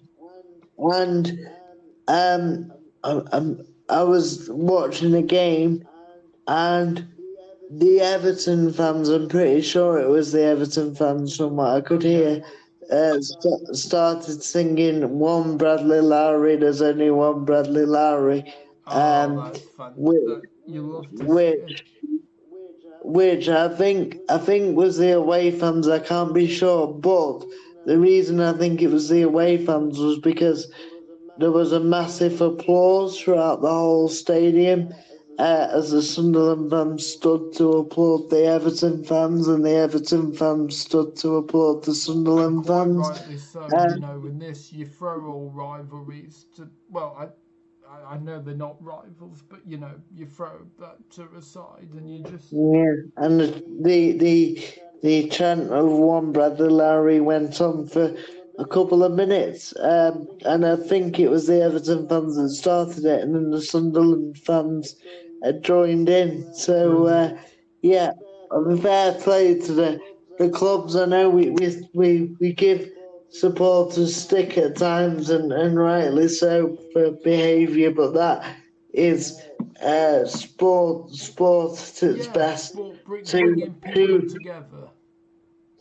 two opponents in battle, and remembering a wonderful young man who certainly, yeah, touched my heart. It makes me emotional to think about it. It had something special, Yes. Bradley Larry, and I'm glad to see his legacy is living on. Yeah, so brilliant. I just wanted to say that classy from Yeah, Everton. absolutely. Yeah, I Um, agree. Very uh, classy. brilliant from Sunderland. And I also, you could tell since then, there's been a real warm respect between Sunderland and Everton, and it was lovely to see. Brilliant. So Yeah. well done to both clubs, and rest in peace, Bradley, as Yes. well.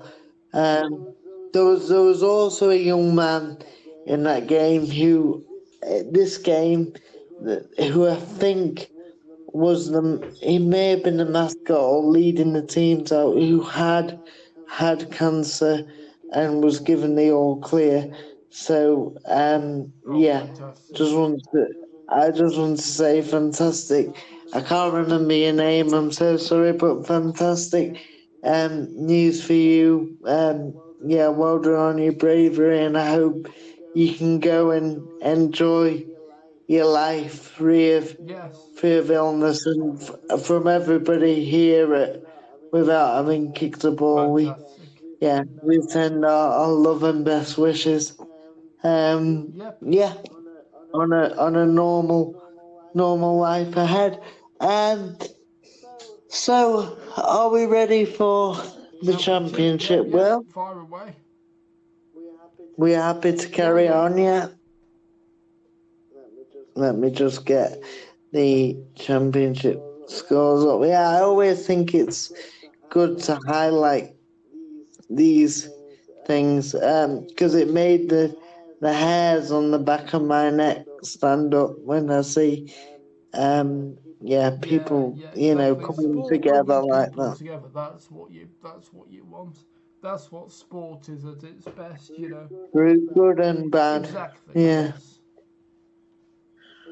right. So uh Halloween um came round on Friday, um and while we were doing the show on Friday, well, there was a championship game taking Yeah. place as Wrexham uh hosted high flying Coventry City, who had not yet lost a game in the championship. Quite remarkable going That's into pretty amazing. the end of October. But any hopes of being invincible at the racecourse stadium were brought to an end as Wrexham, the home team at the racecourse stadium, ran out 3-2 winners in a uh, thriller night.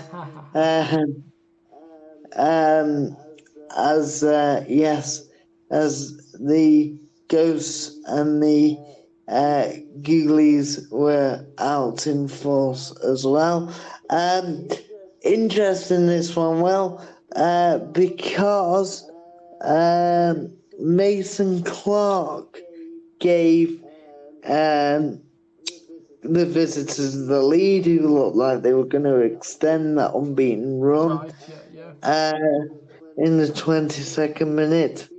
Before, in the second half, it all turned around. Now, I saw a tiny bit of this game, I think, after we'd done the show, but I didn't keep it on. But amazingly, Kiefer Moore scored the equaliser in the 60th minute. Right, yeah. He then scored again in the 69th minute. Yeah. And scored again in the 83rd minute. So he had a hat trick then, did he then? A second half hat trick for Kiefer Moore. And do you know what a perfect hat trick is, Well, what do you mean by perfect hat trick? Because hat trick is scoring 3 goals. Yes, but there is such a thing as a perfect hat trick. Just before I come on to that, sorry.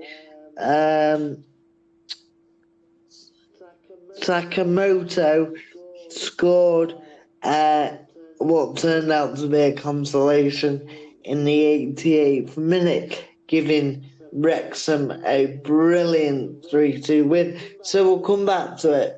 Perfect hat trick. Do you know what? Mate, I've not heard of that. I didn't know Do there was a you want to take it? Do you want to take a guess? Well, it's probably got to be like, let's say, if you scored in the 45th minute, the 65th minute, and the 75th minute. So maybe it's got to be where it's all the same when it's one of the same numbers. Is it? Good effort, but that's not what it is, because Kiefer Moore scored in the 60th, 69th, and 83rd minute, but did score a perfect hat trick because a perfect hat trick is left foot. So he scored with his left foot, his right foot, and a header. Ah, I see. Right, okay. So scoring with left foot, right foot, and your head in the same game is a perfect hat trick. Okay, right. I did not know that. So yeah, thank you for that. You are welcome, and that's the only one I'll give you the goal scorers, just because I thought that was an interesting thing to do. Otherwise, we'll be here forever. Right, so hang on a second. So, yes, as we've said, Wrexham 3, Coventry 2. Norwich's poor form continued as they at Carrow Road, shocking home record. I don't think they've won at home this season. So bizarre, isn't it? A team, like Tottenham, you would think at home you'd do well, but yeah, bizarre. Yeah, but not for Norwich at Carrow Road at the minute. It's Carrow-Kirst Road. As it finished, Norwich City 0, Hull City 2. Leicester City were beaten at home 2-0 by Blackburn Rovers. A surprise there. Danny Roll is the manager, isn't it? Leicester. No. Fuentes is called. Oh, right, okay. Yeah, I can't remember his first name. Danny Roll is now the Rangers manager. That was right, yes. After he was the Sheffield Wednesday manager. Left because Wednesday are in a mess. West Bromwich Albion drew with Sheffield Wednesday, as we were mentioning. Then 0-0, a good point away there for Wednesday, who have been struggling recently. It was the end of the road, unfortunately. Well, for your namesake, Will Still, right, yes. who as whose Southampton side lost 2-0 at St Mary's to Preston. Will Still, who they'd brought in from League One at the start of the season, and Leo, I think, was it Leo? Maybe it wasn't Leo, but anyway, from French football, he was sacked, which I was quite surprised about because I thought he was going to do well. Do you think it's not down to results? Do you think it's similar to, Nuno leaving Forest? No, it is results. It is results. They've really struggled. So Southampton's not team, doing... have they got a lot of the same team that was in the Premier League? Because I know Matthews Fernandes, he went to West Ham. Yeah, there's still quite obviously Dibbling left, but there's still quite just Walker Peters left, but there's still quite a few there. But they're really struggling, and I thought he was going to do really well, Will Still, but not to be. It got a bit stale under Still. There weren't still waters there. Anyway, but QPR at Loftus Road played Ipswich Town, and the score was 4-1 to Ipswich, the visitors. Oh, wow. Yeah, they put them to the sword. A surprise result as Harvey Grazia's Watford at Vicarage Road beat Premier League chasing Middlesbrough 3-0. Charlton Athletic drew with Swansea City 1-1. Another brilliant win as Birmingham City at St Andrews beat Portsmouth 4-0. Oxford United and Millwall served up a late trickle treat as it finished 2-2 there. Sheffield United struggles continued as they faced relegation rivals Derby County at Bramall Lane. And it Chris Wilder's return. No, and it finished 3-1 to the visitors, who got a massive win, Derby County. Gary Rowett's Derby. My granddad, bless his soul, that was his team, Derby County. No, not Gary Rowett, sorry, what's he called? John Eustace? What were you saying? Well, sorry, that's your... Sorry, I was just saying Derby. My granddad, bless his soul, that was his team, Derby County, so... Yes, of course, were managed by Brian Clough. Yes, they were, yes. I'm sure that's, you know that well, yeah. But, yeah, what was your granddad's name? Dennis. Dennis. God rest his soul, Dennis. Good to see Derby back in the Championship after a tough time over the last few years. Stoke City continued their good form under one of my Championship favourite managers, whose name I can't remember right now. Mark Robbins, thank you. I thought it was Alex Neil. No, Mark Robbins, Alex Neil was long ago. But Stoke City beat Bristol City 5-1. That was a big result then. At the Britannia Stadium, which is now for some reason called the Bet365 Stadium, but we all know Britannia rules the world. And that concludes our Championship results for the week.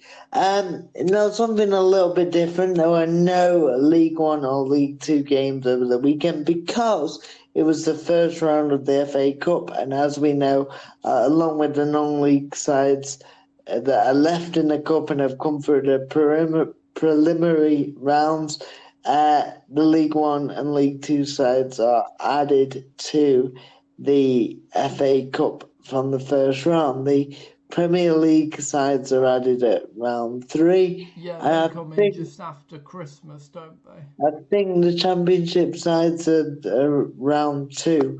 But I will double check that for you for the next episode. Anyway, starting, and there's a lot of games here. As for once,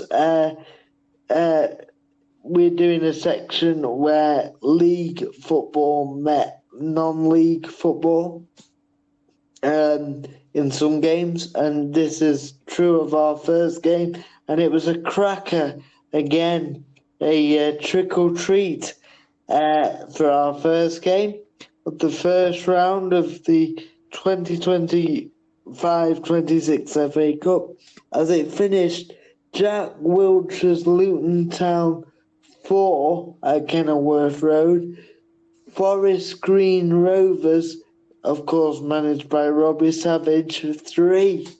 So it finished What a Luton good game Town. that was then. Oh yeah, Luton I think it. Town. I think did they not win it in? Did they not win it after it going to penalties? Or am I? No, it was. No, it wasn't penalties. I think it was I'm thinking of another game then. Yeah. But Luton Town 4, Forest Green Rovers 3. I would check that for you, Will, but if you click on it, it'll click off the where I'm up to. Yeah, no, that's fine, mate. So then we have Chelmsford beat Braintree Town. Sorry, Chelmsford beat Braintree Town 4-1 at home, as the two non-league sides took centre stage there. Also Braintree Town had a man sent off. Our first draw of the 2025-26 FA Cup, as I can see it on the list, came at the Peninsula Stadium as Salford City drew 1-1 with Lincoln City, who had a man sent off. Of course, no replays in the FA Cup anymore, so this went to extra time and penalty, stayed 1-1 in extra time, and penalties were needed. And the home side, Salford, were victorious 4-2 on penalties. So 1-1 overall. Lincoln having a man sent off. Salford win 4-2 on penalties. We now go Mansfield Town 3, Harrogate Town 2.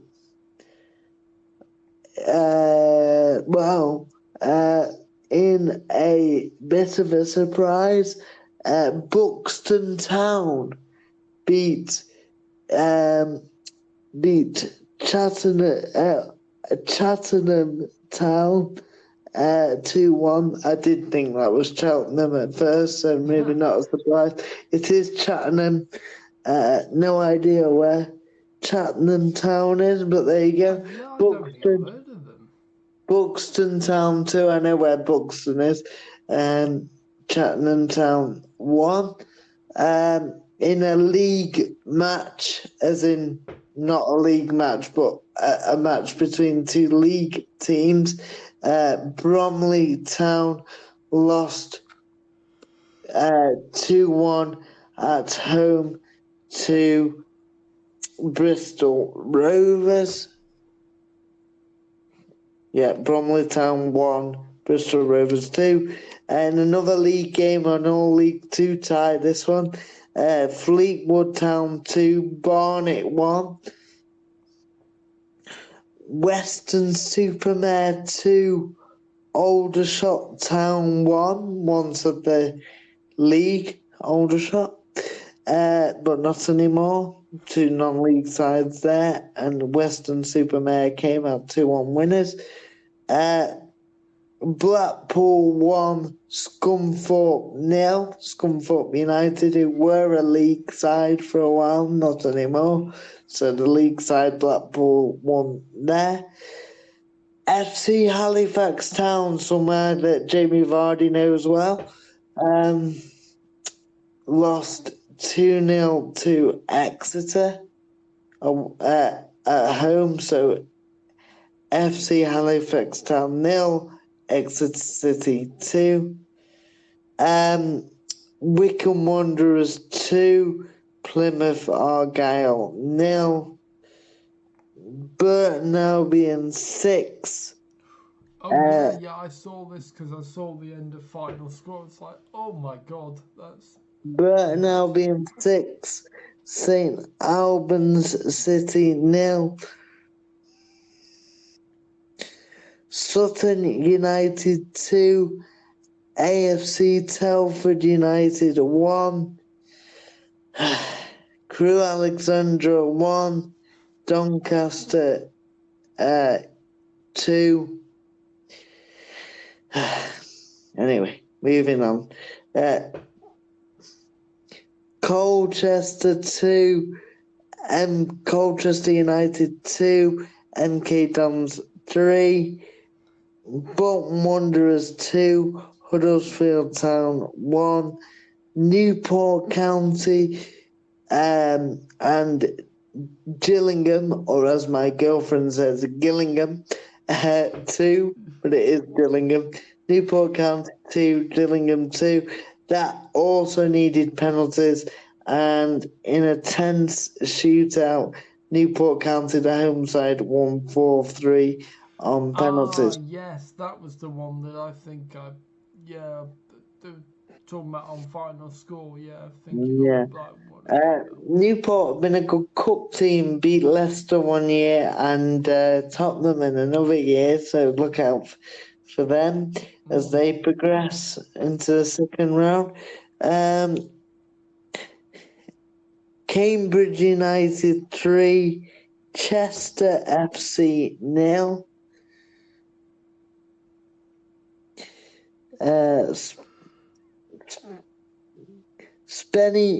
Spennymoor Town, I hope I've said that right. Spennymoor Town 0, Barrow 2, Reading 2, Carlisle 3, Boreham Wood 3, Crawley Town 0. So a league side go there to a non-league side. Boreham Wood beating Crawley Town 3-0 at home. Crawley did have a man sent off in that game. you not celebrating or? Sorry? I thought you'd be celebrating it. To be honest, I've got that many results to get through. I'm just... Okay, fair enough. Macclesfield Town 6, AFC Totton 3. It's a good result there for Macclesfield. Another non-league side through. Slough Town 2, Altrincham 1, Tranmere Rovers 1, Stockport 3, Cheltenham Town 1, Bradford City 0. I thought you'd already did them, Cheltenham. No, I said Cheltenham. Oh, okay, right, okay. Sorry. Yeah, Cheltenham. Wigan Athletic 1, Hamel Hampstead 1, and that finished. Wigan had a man sent off, but the home side did prevail 5-3 on penalties.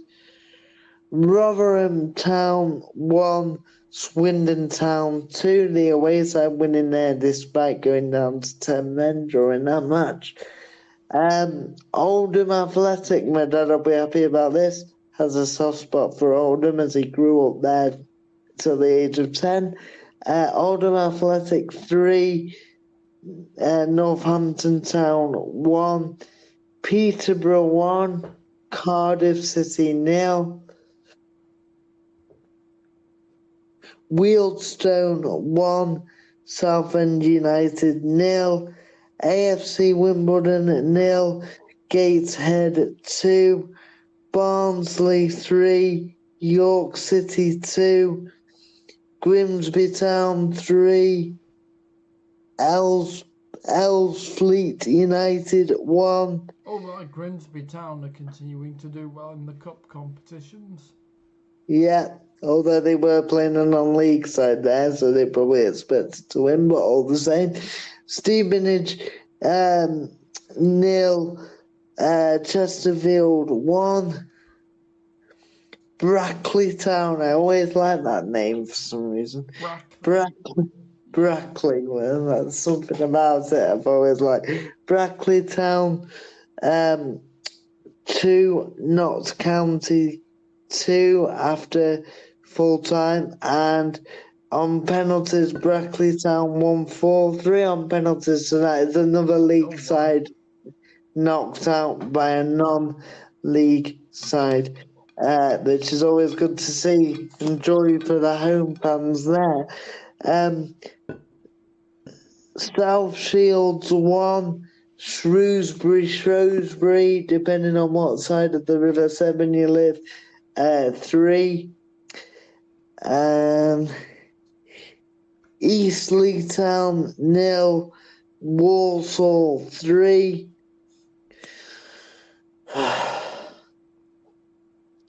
Port Vale, boo! How did you guess? Boo! Well, because of your groan, then, yeah. The Vale Scum. So the Vale Scum 5, Malden and Tiptree 1. There's some hard teams here to say.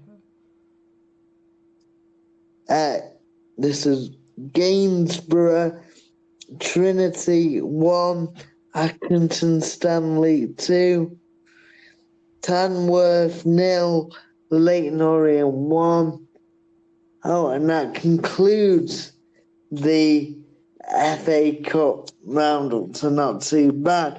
Lots of matches there, though, and there'll be more and more matches as the FA Cup madness continues. But it's good to see some non-league sides do well. Exactly. The magic of the cup. The oldest cup competition in the world, the FA Cup. Yeah, exactly. Well, that does conclude what seemed to be a very busy, certainly the last part of the show, reading some of those names out. I hope I pronounced them all right. Sorry if you're offended by any of the pronunciations. I did my best. I think I got them all right, I'm pretty sure. You do better than me for pronunciating. Yeah. I'll get Jordan to go through them and see if I did them right. He can be my critic. Yeah. Have you coped all right without Jordan, Will? Yes, I have. Thank you. Not having withdrawal symptoms, you can get on the phone to him now if you need to. Oh my. Right. Well, as that was the last FA Cup game, that signals us to say it's time for us to go. As of recording, it is 12:15. Past midnight, yeah. In the morning. So it's been a great show, Will. Really enjoyed it. Anything quickly that you want to update anybody on anything? No, there's not anything particular I want to update people on, Sam. So yeah, just take us home. Right.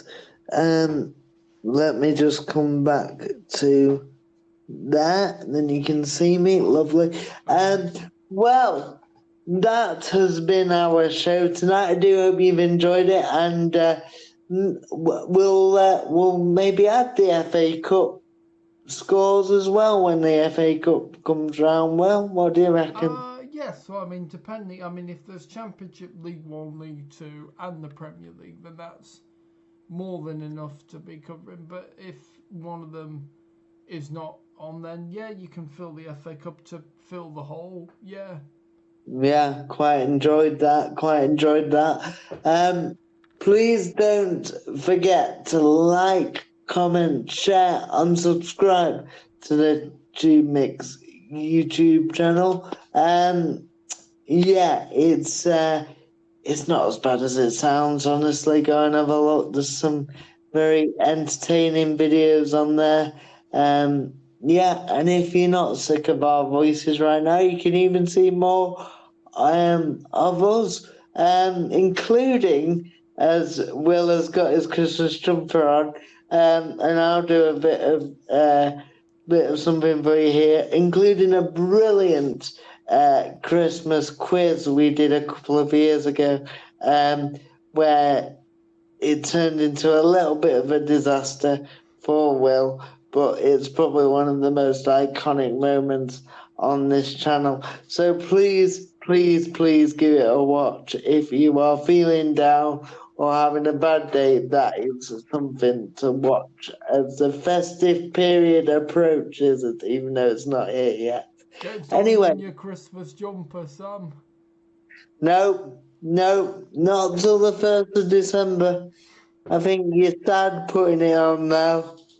Oh well, we know who to cast for the next movie of The Grinch. No, I love Christmas, just not in November. Anyway, I have been Sam Taylor. My big thanks to the man whose channel this is on, Will / Tube Mix. Thank you, buddy. Thank you, Sam. It's been a great show as always, mate. And yeah, see you Yeah. next time, folks. Hopefully, we'll have the cavalry back next time. Yes. Um, Come on, Jordan. Come on, Ben. Get back here. but I doubt it. So yeah, just a few more weeks. Of course, I will say we will be doing the EFL master show, we'll call it, with the EFL guru himself, Jordan, when he returns, if he ever returns.